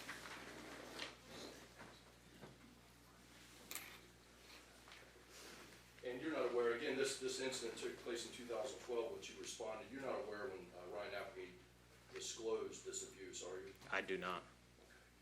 And if I were to tell you that was in March of 15, you have no reason to dispute that, would you, sir? Do not. All right, thank you, sir. Redirect.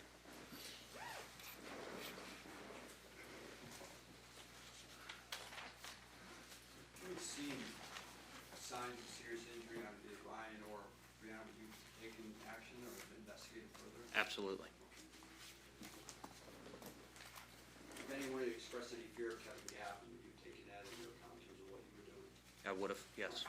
And you were questioned about how it is without a report you can remember back then Brianna drinking. Do you remember why you can remember that? It was odd the amount of wine she drank in a very short period. Object to that line of questioning, once again. Overruled. When you said that, what was so unusual that made you remember that? She drank the whole bottle of wine within 15, 20 minutes of my arrival. Thank you, I have no further questions. You may step down. Thank you, Your Honor. Next witness?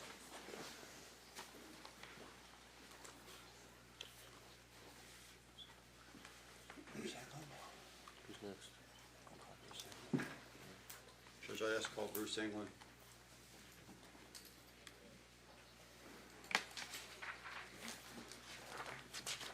Judge, I don't believe there's any affidavit regarding Mr. England.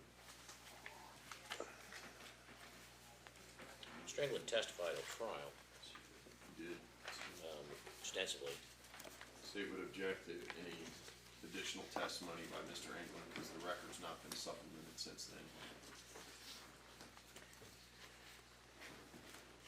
I'm gonna let you call him, I don't know what he's gonna be able to testify to. We'll see.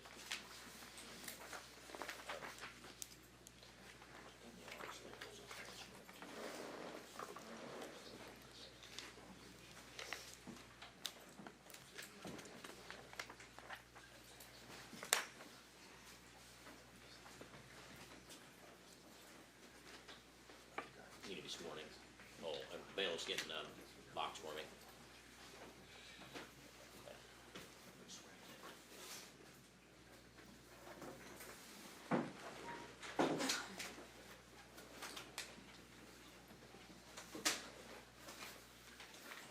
You solemnly swear or affirm the testimony you're about to give the truth, whole truth, nothing but the truth, this you swear to God? Yes.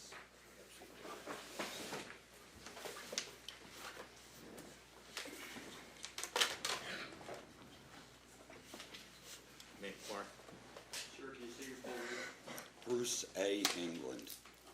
So back in 2008 through 2015, how were you employed? I was an intake investigator for Adams County Children's Services. And in that capacity, in 2008, did you have an opportunity to investigate an allegation concerning the Ryan Applegate? Judge, you're gonna object from this point forward of any testimony of Mr. England. Well, I'm gonna allow that question. Sir, did you? Yes, Okay. And at some point after, did you testify at a trial involving Mr. Kevin Gaffin? yes, I did. And after that trial was over with, were you eventually contacted by defense lawyers for Mr. Gaffin? Yes, I was. And were you asked to consider signing an affidavit? Yes, I was. Okay. And did you review an affidavit that was given to you or sent to you by Mr. Gaffin's attorneys? I'm sorry? Did you review that affidavit? Yes, I did. Okay. And at the time you reviewed it, did you find it to be accurate as what your testimony would be? Judge, I'm gonna object at this point in time. I'll rule that objection so far. Did you find it to be accurate? at the time? Yes, I did. Okay. And was there a reason why you would not sign it? I spoke with the county prosecutor, and he advised me not to sign it. And as being a county employee at the time, I took his advice. Okay. So you refused to sign it, not because it was false, but because, or it was inaccurate, but because the county prosecutor for Adams County told you not to, He did not tell me not to, he advised me. not to. Yeah. Okay. And that, you treated that as legal advice? I treated it as employer advice. Okay.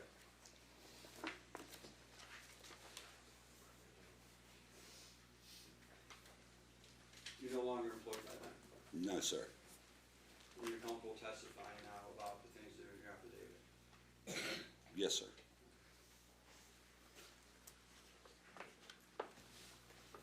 While you were a witness in a criminal case, were you ever interviewed by a defense lawyer? No, sir.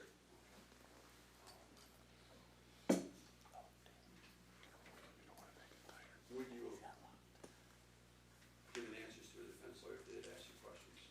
I would have spoken with the prosecuting attorney for the case and asked for advice as to whether I should speak to the defense attorney or not, and then followed their recommendation. And if the recommendation was it was fine, as long as they were there, would you have done so? Yes, sir. That never happened in this case, that you were even interviewed by Mr. Haslam? No, sir. Did you know Mr. Haslam? Yes, sir.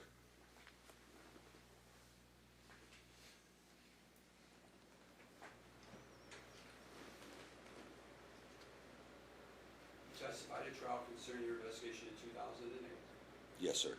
and then you also testified about a subsequent investigation in 2015. Yes, sir. During the trial in that case, a question about your report came up, fair? I do not recall. Mr. Haslam said he didn't have it. I do not recall that, no, sir. Judge, I'm gonna object at this point in time. It's All right, raised judicata. Wait a minute, I wanna take a quick look at his. You have a page number that you're referring to, Mr. Gallagher, of the transcript? transcript? Yes, sir. I believe.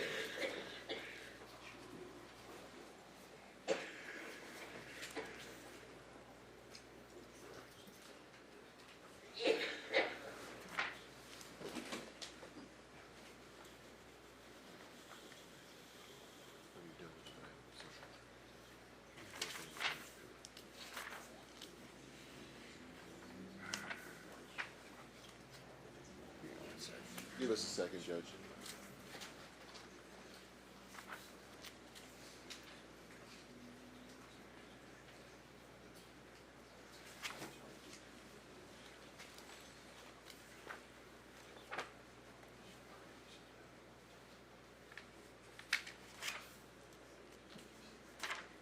Judge, his testimony starts at page 409. I think it's around page 415, Let 416. me look here then.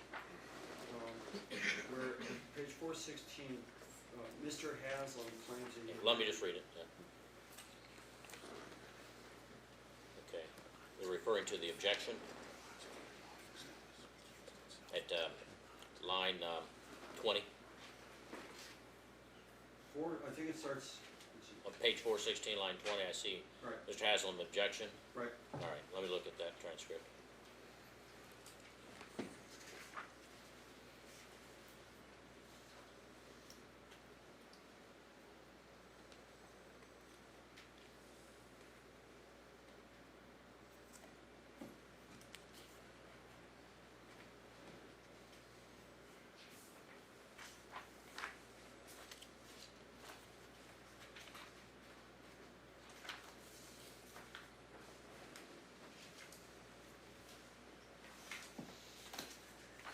All right. I'll overrule the objection so far.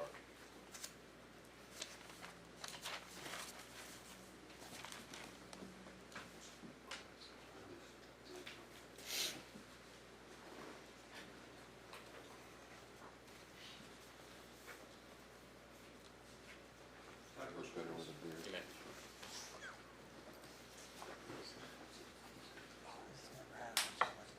Pretty good with beer, good, professional with it, right?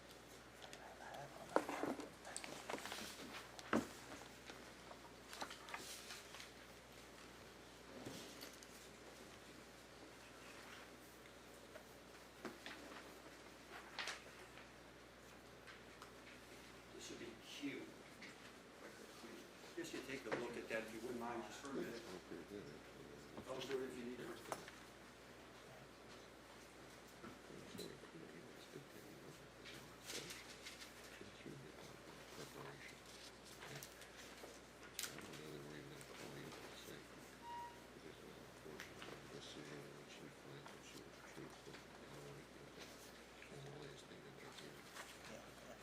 We'll see. Is that your report? It appears to be, yes, sir. Okay. In the contents of it, you're comfortable with the fact that they're accurate? If it is my report, yes, sir, I am comfortable that it is accurate. Okay. And do you remember at all during the trial coming up, with a sidebar or whatever, question about whether or not Mr. Haslam had this? I do not recall that coming up in trial, but it could have. In any event, you did testify about your investigation in 08 and 15, is that fair? Yes, sir. Okay. And as you sat there on the witness stand, and Mr. Haslam stood up, were you expecting cross-examination as well? That would be the defense attorney's job, so yes, I was expecting to be cross-examined. Were there areas in your report that you assumed that you would have to answer to Of course, yes, sir. by the defense attorney? Yes, sir. Okay, were you asked any of those questions? No, sir. Okay, did that surprise you? Yes, sir. Why? I felt that there were pertinent questions that should be asked regardless of guilt or innocence. I felt that there were questions that should be asked by a defense attorney. Okay. And were there areas in your report that you thought that should be covered? Personally, yes, sir. I thought there were areas that he should have questioned me regarding, not that. Right. And what areas do you think he should have questioned you? Objection. Sustained. In your investigation in 2008, was the investigation closed out? Objection. Sustained. Why was it closed? Objection. Wait a minute, I'm sustaining the objection.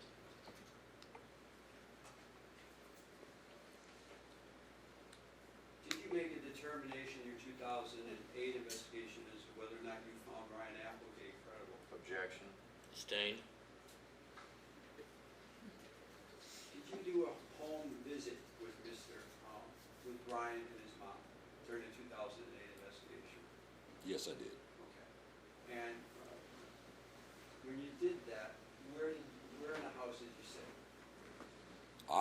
We sat at the kitchen table in their kitchen in the house. And who did you sit with? We were sitting at the kitchen table, myself, Brianna, Kevin, and Ryan. Okay, and where did Ryan sit?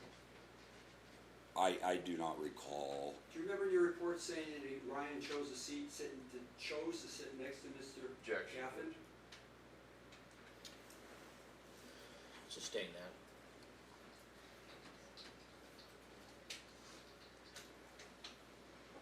You interviewed Ryan first at the school. About Yes. the allegation in 2008, is that fair? Yes. He denied it in Objection. person? Okay, Councilman Approach.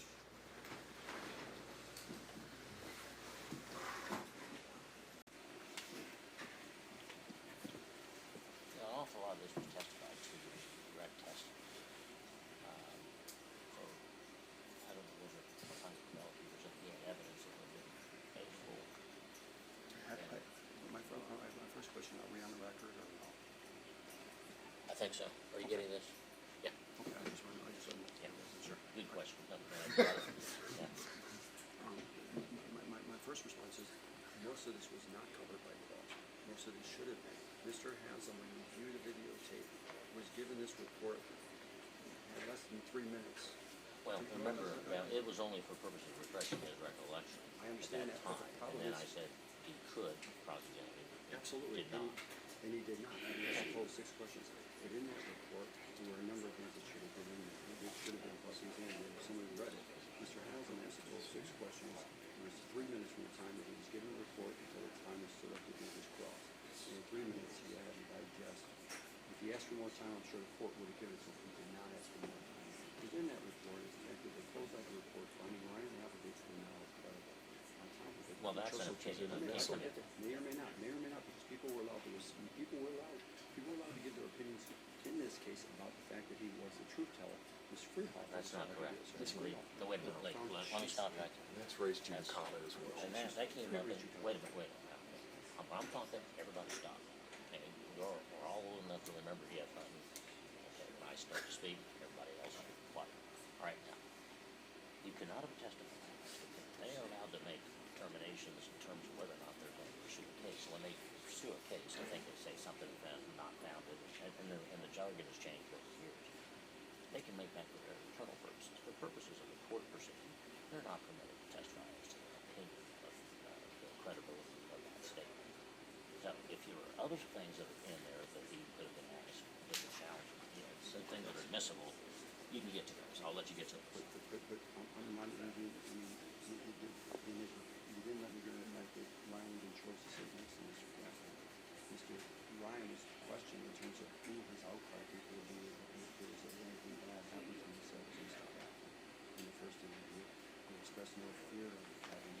And in that interview, Brianna stood up and supported Kevin and said absolutely nothing happened. As I recall. Brianna also offered a motive as to why these false allegations were occurring that Mr. Haslam could have crossed with someone and chose not to. Then, there are a number of areas where there could have been questions asked of this witness. The only 4 questions you were asked had to do with whether he observed any harm of Ryan, and that was it. There was a plethora of information that was in that report. Question about whether or not it should or shouldn't have been tendered over Brady decides itself. Quite frankly, there were things in that report that should have been tendered for the trial. There were tons of things that were in that report. Well, remember, we weren't an open discovery state at that time. Brady still existed as a law of the state of the United States in terms of him saying that nothing happened. That was a pretty definitive Everybody be quiet, please. We're recording and we don't want any background noise. That's a pretty definitive statement. And he says that nothing happened, as well as Brianna saying he don't believe it happened and that he heard it happened. And none of that was tendered in advance. It doesn't matter. That's cured by tendering it. What should have happened, Mr. Haslam then should have used it. Chose not to use it or chose not to read it. As I think the record will reflect. The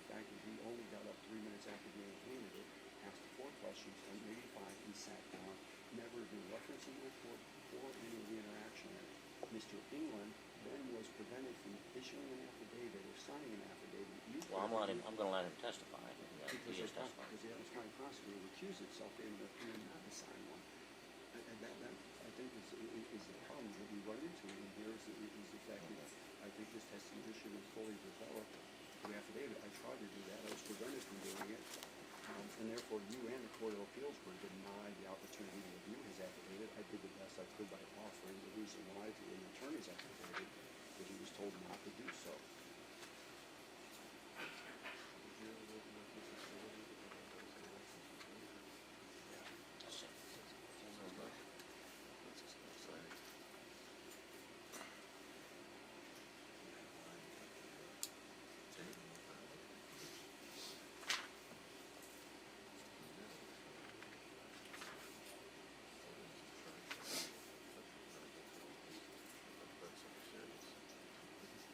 All right, we're gonna take a break, and I wanna go into chambers and read this, and have council come back, please. We'll be in recess for 10 minutes.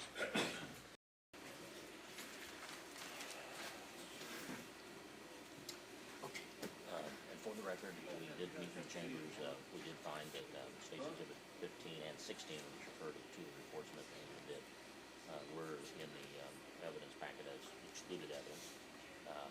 My ruling is that the defense counsel may inquire Mr. Giffen as to matters that would impeach the credibility of Rhiannon Weisskopf Giffen, or Weisskopf, depending on the time, as well as Ryan Appleton, to the extent that they were not already in there. And as far as opinion and evidence and that type of thing, as to credibility, that is. Anything else you want to put on the record? All right. Yeah. You got all that? Okay. All right. Now, took a little longer than anticipated because I had to retrieve some items from the exhibit files and go over those with council. So, we're still in the examination, direct examination of Mr. Ringo. You may continue. I want to go back in terms of 2008. First meeting with Ryan was at the school, Yes, sir. and we had a conversation with him about the allegation. Yes, sir. He denied that he was. Objection. You know, I'm just staying. That's in the record. Well, you had a conversation with him about the allegation, correct? Yes, sir. And he responded? Um, I'm not asking what the response is, he responded to you? in terms of Yes, the sir. allegation? All right. Can I make a correction to my conversation with Ryan, please? Because I did not directly ask Ryan about the allegations. Okay. I spoke with Ryan about good touches, bad touches, those kind of safety measures like that. Ryan denied that anyone had touched him in an inappropriate way. Okay. Did you bring up the name of Kevin Gaffin to him? No, I did not. Okay. Did he bring up the name of Kevin? Yes, he did. Under what circumstances? I asked Ryan if someone did touch him in an inappropriate way, if there were people that he could tell. He named his. Judge, I'm gonna object to, first off, this was part of the record. It is part of the record, yeah. Hearsay. This response Okay, let's- so far is part of the record already. All right, I'm just trying to get to the point. All right, so he Okay. did. Go ahead. He provided you with Mr. Gaffin's name as one of the people he could tell. Yes, he did. Did you then ask him questions about Mr. Gaffin, or did he share with you at least what he thought of Mr. Gaffin? Actually, this is all part of the record. Can you direct my attention to the page? Judge, I can't tell you the specific page, this is all part of that. Well, let me look here.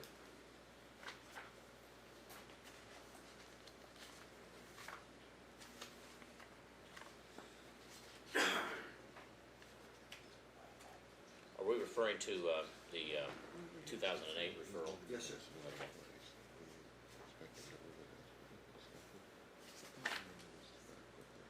Judge, just for the purpose of this hearing, in addition to that, the state would object that it's hearsay. And even, and if. Well, it would be a statement that would be relevant, I think, to the issue of inconsistency according to the Court of Appeals, so I think I have to follow that. So I'll overrule that objection, but let me look and see if it's already in the record.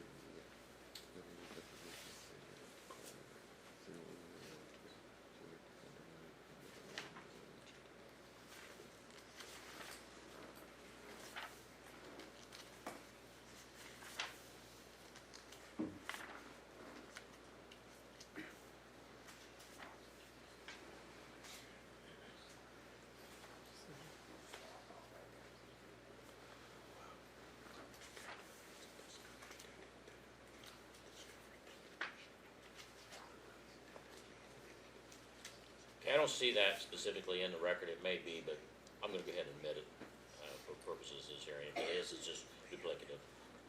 Go ahead. Would it be fair to say that Ryan had nothing but good things to say about Kevin? I do not recall verbatim the conversation with Ryan, but I do recall that he did not have anything negative to say about Kevin the first day I met him. I show your report, would that refresh your memory? Yes, sir. Which report? Which exhibit? Well, I had marked mine as Q, if you want to use reports on mine. Q would be fine, what date is, or which one is it? That encompasses both 15 and 16, Your Honor. All right, so what we'll do is we'll refer to it as Defense Exhibit Q, and in parentheses, State Exhibit 15, Thank you. trial.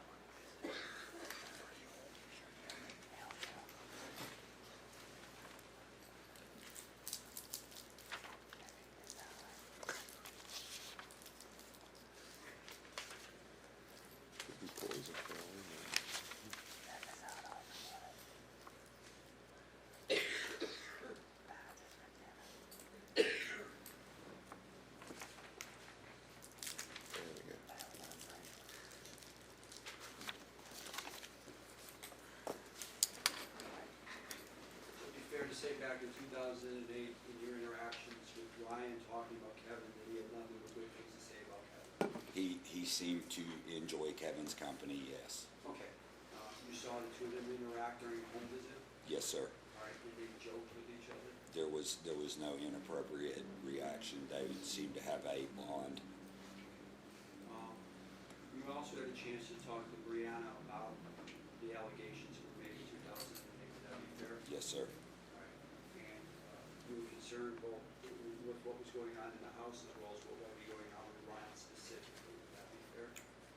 As far as an investigator, if I am investigating a case, I will look at all aspects of the family. So, yeah, I was concerned with drug and alcohol abuse or anything else that may have been going on in the home, so.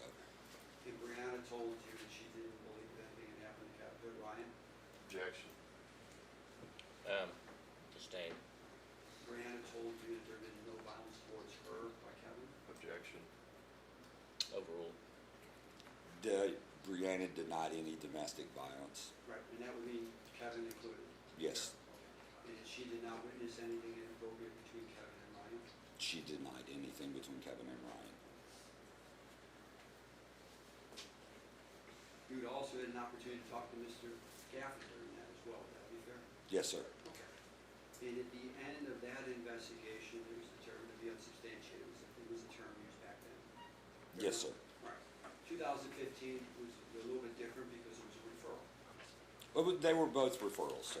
Okay, so What I mean by is after your investigation, there was a referral made or action was taken after your investigation in 15?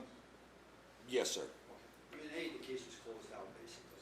In 2008, the case was closed, yes, sir. All right. And in 2015, because of the disclosure, the investigation started up again. Yes, sir. And at some point, a referral was made for Ryan to go meet somebody over at the Mayor's home. Yes, sir. I referred Ryan to the Merson Center for an interview. At that investigation, at that time, were you uncomfortable at the time that referral was made?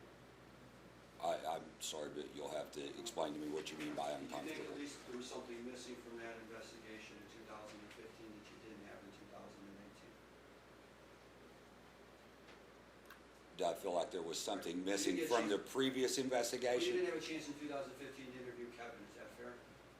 No, I did not interview Kevin in 2015. Right. And that left you a little uncomfortable when the referral was made to Marison? No, not for the referral to Marison. I refer all sexual abuse victims to the Marison Center if there is a disclosure. They do forensic interviews and recorded, and they are very good and very professional at their job. So any sex abuse case was always, if there was a disclosure, referred to Marison. Would you have liked to have had the interview with Kevin before that referral was made? No, that would have been completely irrelevant on that side. Okay.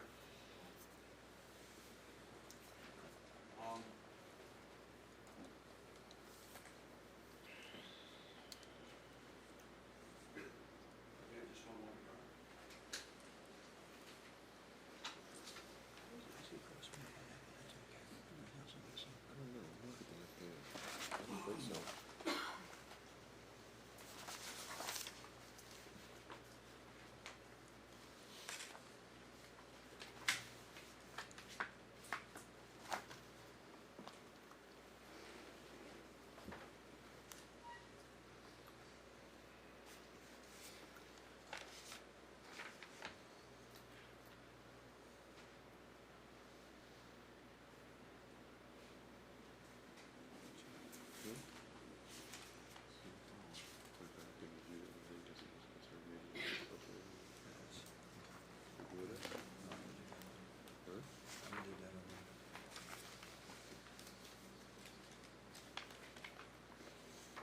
Shall we? No further, I'm sorry. I'm sorry.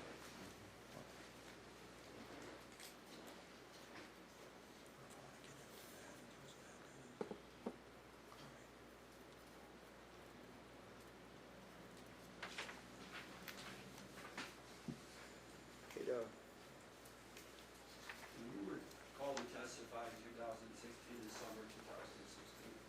Were you concerned at all about being cross-examined about grooming a child or anything like that, evidence of grooming? I was concerned about cross-examination, the questions that would be asked, but again, I am always concerned with cross-examination anytime I'm in a courtroom. Do you see evidence of grooming in this case for your investigation? Objection. Sustained.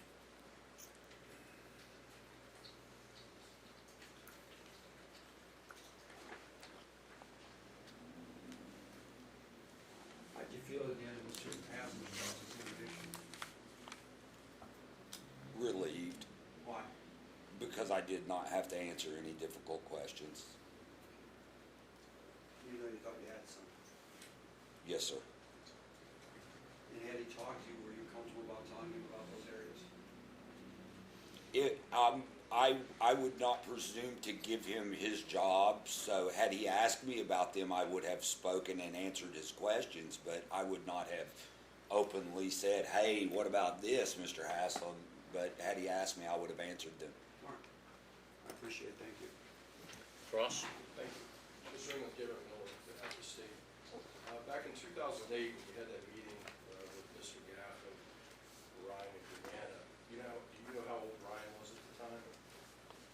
I do not recall his exact age, but I know he was in younger grades of elementary school. So if I told you his date of birth was September the 7th, 2001, does that sound about right to you? I would not argue that point. And at the time of the interview, I think that was in 2008, was that in May or June, do you recall? I believe it would have been May because it was at the school, So he'd been 6 years old at the time, is that correct? yes, sir. And that first referral was not made by Ryan, was it? It was made for somebody at the school? Referral sources are confidential, sir.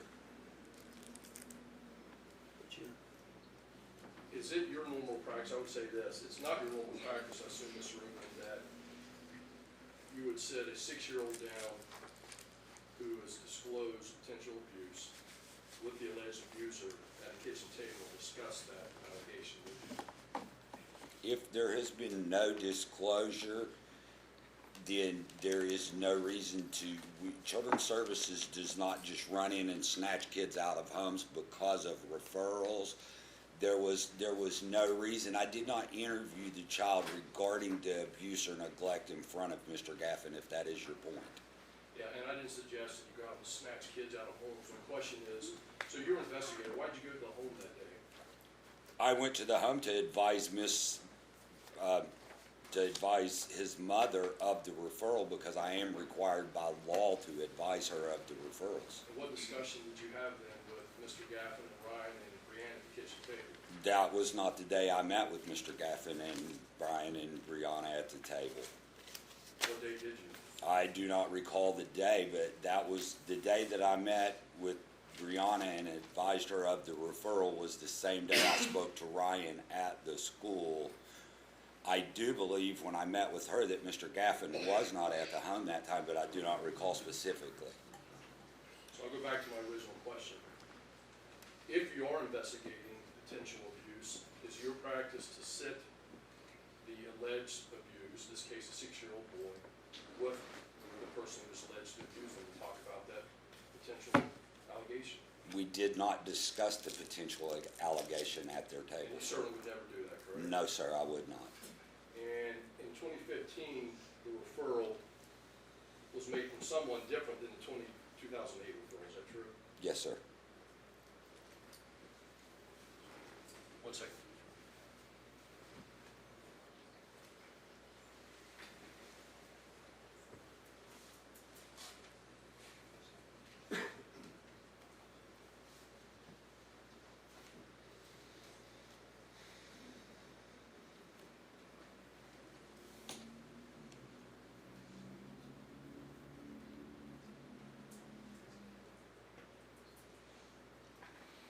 And Mr. Ring, I think in 2008, when you were sitting at the kitchen table with Ryan, Mr. Gaffin, and Brianna, you were investigating this potential disclosure, correct or not? Yes, sir. Okay. But your testimony also that, well, then exactly what happened at that kitchen table when you were sitting there with Mr. Applegate, or sorry, Mr. Gaffin, Ryan Applegate? We discussed the home, we discussed substance abuse, we discussed discipline. I observed the family interactions together, which is part of what you have to do as an investigation. I cannot investigate a family without seeing the family interactions. And you would agree that a 6-year-old boy sitting next to someone who may have abused them may have a number of reasons to act a certain way, correct? Yes, sir. To include fear? Yes, sir. Thank you. Redirect.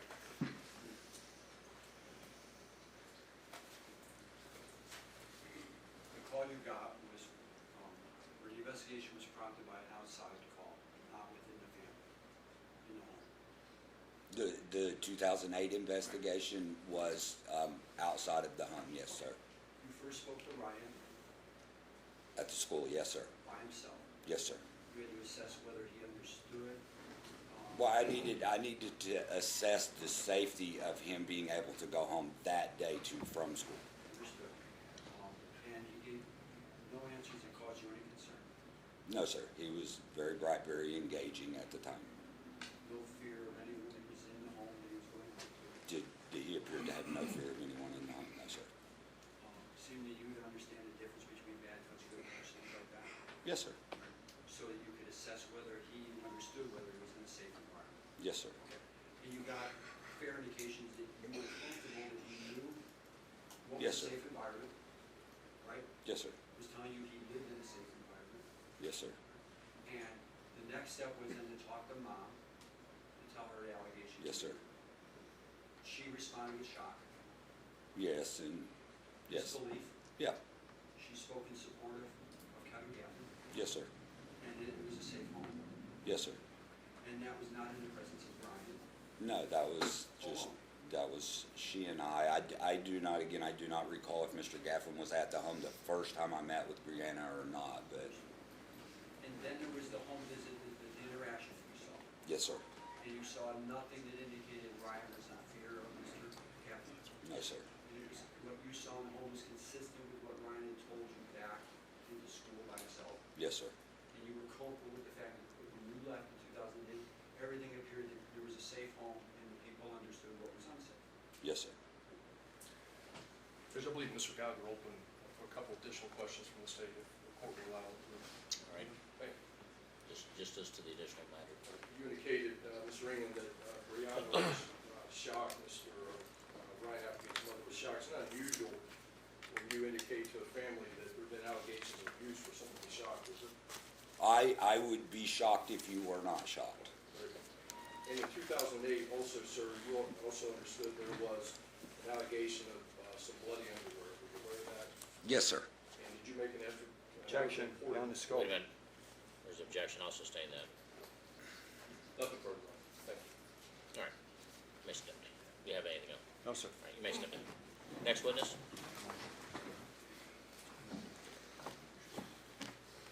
Judge, the only other thing I think that I would do at this point, I have an offer of proof, and I'd also like to, You also like what? the offer of proof in terms of Braxton Gaffin. Okay.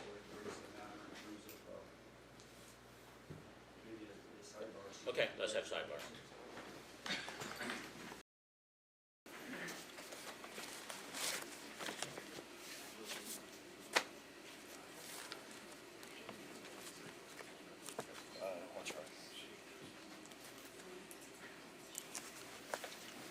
Make sure I keep my stuff separate from their stuff.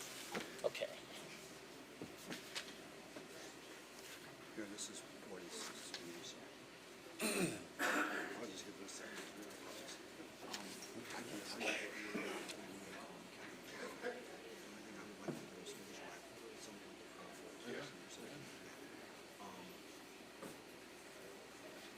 I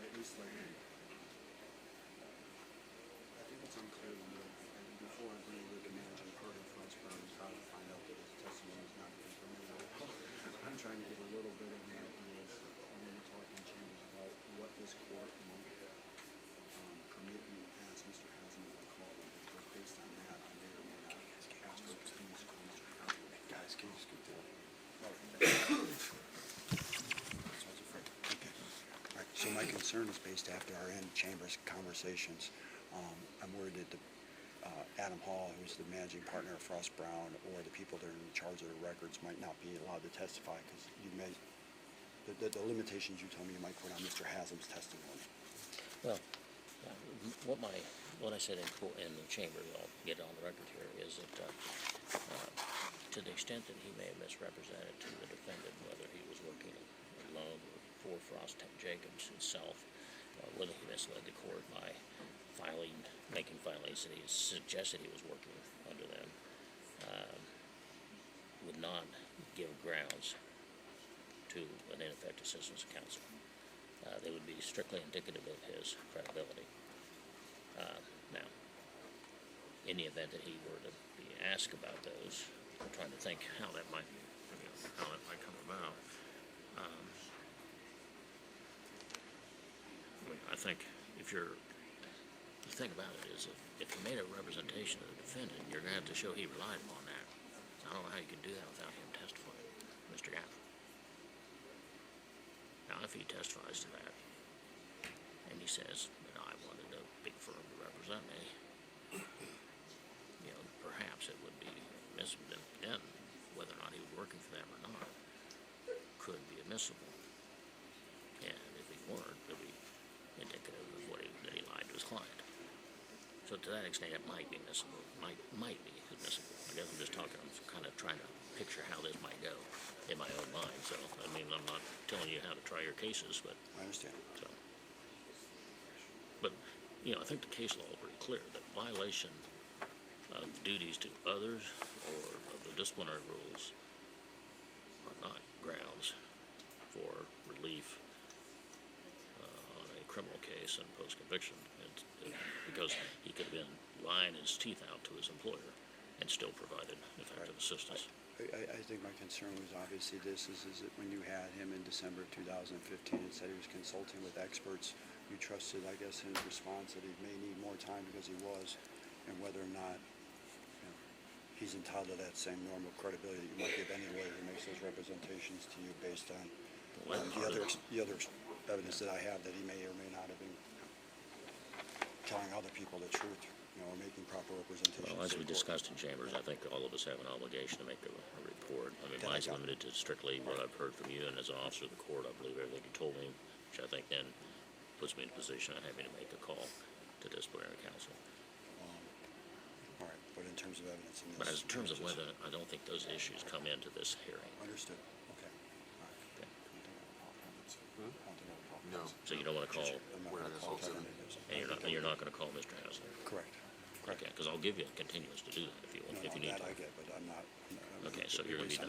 No, no, We've I'll, talked about it, we're not. I'll accept that representation. understand, So yeah. the only thing I have left then is, at some point, I just would like to Wanna make it- recall Mr. You Gaffin. can rest and subject to the Braxton proffer. Gaffin, thank you. Yeah, and then I'll let you do the proffer before the record's closed. Okay, thank you, Judge.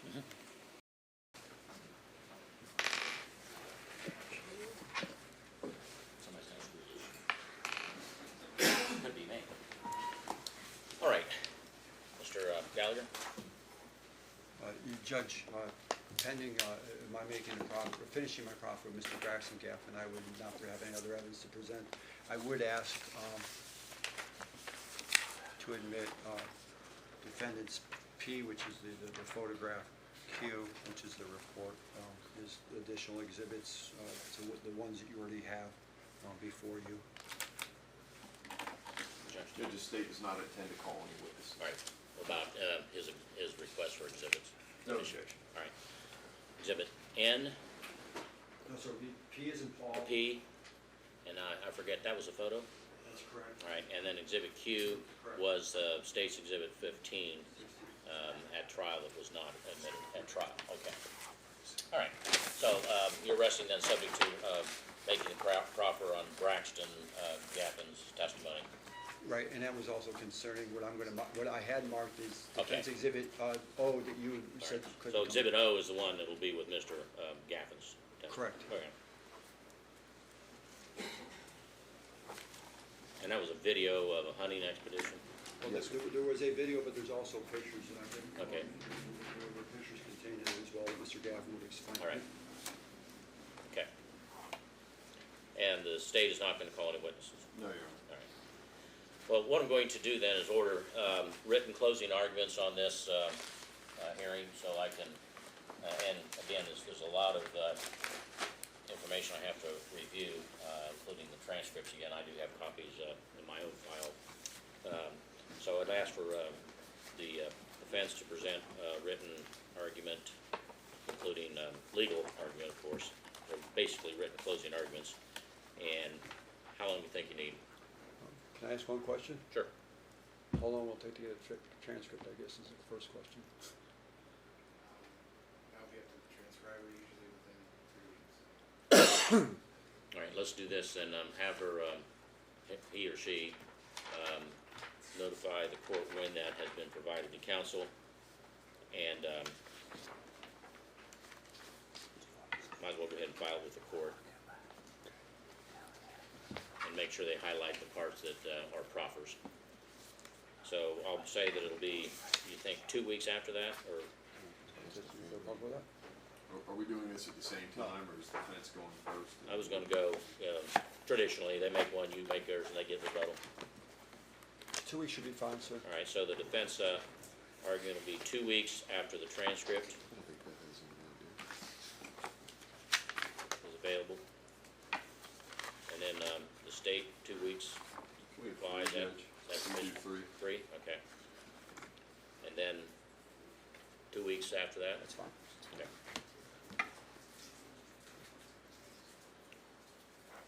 All right.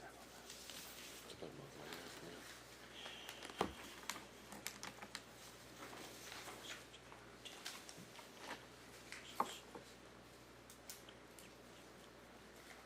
That puts us probably into the first of the year, so, okay. All right. Well, I will try to review a lot of this stuff before I get your arguments. I'm kind of backed up on a couple other matters right now, but that's going to give me plenty of time to get those done, so hopefully I can make a decision within 3 to 4 weeks after the final argument, the rebuttal argument is filed. All right, now, if you would, we're going to keep the record open so we can do his proffer on the other thing. So anything else from council? Judge, one thing, I think Mr. Gaffin, in the interim, would like to return to the institution. I don't know if the court, Oh, absolutely. okay. Yeah. Yeah. No, he will be returned, yes. All right, thank you. Thank you, Ron. Judge, I apologize, there's one. Oh, okay. If I could. That's right. And I forgot, Sit because back it's on the chambers instead of on the record. I have, Yes, be seated, I'm sorry. I have a deposition of Mr. Haslam and his exhibits, and I would at least ask if you mark them and meet them and those in evidence. He was at least subject to cross-examination at that deposition, and there are exhibits that were attached to it. I'm gonna mark it. Well, for the defendants- record, you're choosing not to call Mr. Haslam as a witness? That's correct. All right, We'll object. all right, and I'll sustain that objection. He could be, and I said I would give you continuance to subpoena him if you wish to have that. My understanding is you did not wish to have the That's- continuance to call him as a witness in person, is that correct? Yes, sir. All right, so I'll sustain the objection. You can Just mark make that part of the record. Would be honored, Robert. Okay, Thank you. now, anything else? No, sir, thank you, I'm sorry. Sure. Did you get up? Yep, last chance, I got it. Okay, it's kinda like Columbo, one more thing. Thank you. All right, Please rise. thank you. I don't know how quickly they'll be going. Okay. They're pretty quick.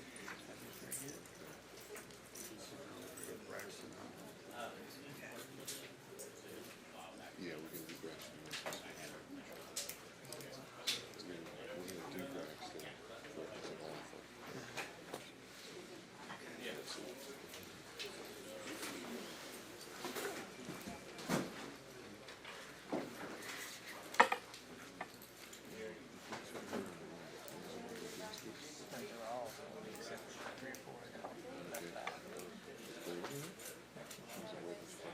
Everybody can be seated.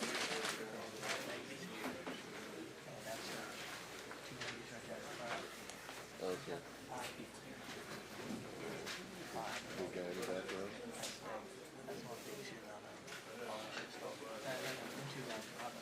Oh, okay. Over here, behind us?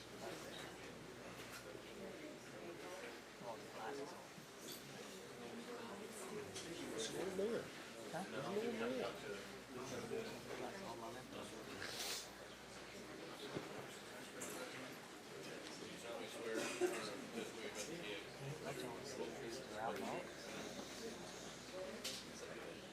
I can't remember the last time I got in a fight. Tell me. Law school. This will be quiet, because we did record this so on here, so.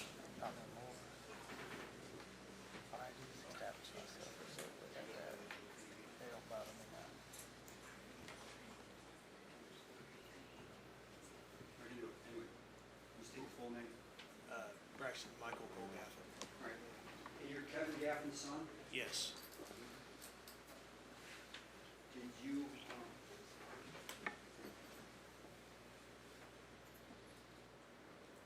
prepare any evidence to give to his criminal, to his defense lawyer, Mr. Hassan? Yes, I provide him with videos and pictures for the trial. Before the trial? Yes. How did you do that? We got them off my father's phone and Okay. sent them to him, and then he also told us that he viewed them on Facebook before the trial even started. Aaron told you that, did he? Yes. Okay. And when you said that you provided them to him, in what form did you provide them? I provided them on a flash drive and a CD disc for him. You came to my office last week, we reviewed the disc, Yes. right, and I marked that as, it is O for, hostage. Did you go through those with me? Yes. Do you remember seeing the pictures that were on that disc? Yes. Are those the same pictures you provided to Aaron? Yes. They include pictures of Ryan? Yes. Did they also include, a video taking of Ryan in a tree stand, Yes. or deer stand, I Yes. guess? Do you know when that video was taken exactly? Not the exact date. Okay. But that evidence you did provide to Aaron on a thumb drive and on a Yes. CD? Yes. And it's the same evidence that's on this disc here? Yes. Um,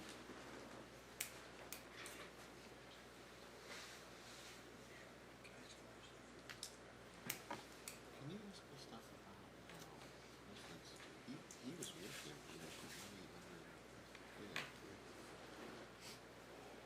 you were given subpoena to testify? Yes. Were you told why you were gonna be called to testify? Yes. Okay.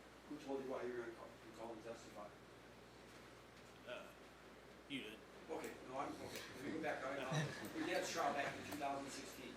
you subpoenaed to testify in that trial? Yes. All right, and were you told why? No. Aaron ever interview you and ask you about what testimony you might be able to give? No, he never asked me any questions regarding that. The only conversation that we had was about getting him the file, You're getting what? getting him the disc and the files. Okay, and as a subpoenaed witness, were you allowed in the courtroom while the trial was going on? No. And I'm assuming you honored your oath about, or honored the obligation not to talk to other people about what was being said in court? Yes. So you, while the trial was going on, you were unaware that the video or pictures were not used? Yeah, I didn't know. All right. Where did you wait while the trial was going on and testify?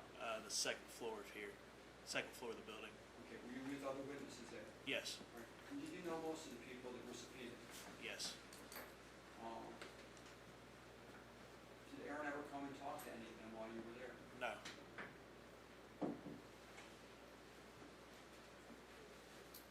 Did any of them end up getting called, you know? I believe two did. Okay. All the others that were there, were you aware of what some of them were prepared to testify to? Yes. Okay. Did you know Jimmy Wong was there? Yes. Was he there, do you know, to be a character witness? No. All right. Mike Decker, did you know him? Yes. Was he there to be a character witness? No. Jason Malott, did you know he was there? Yes. Did you know why? Yes. Did you know if he was there to be a character witness? He was not. How about Jeff Bowling?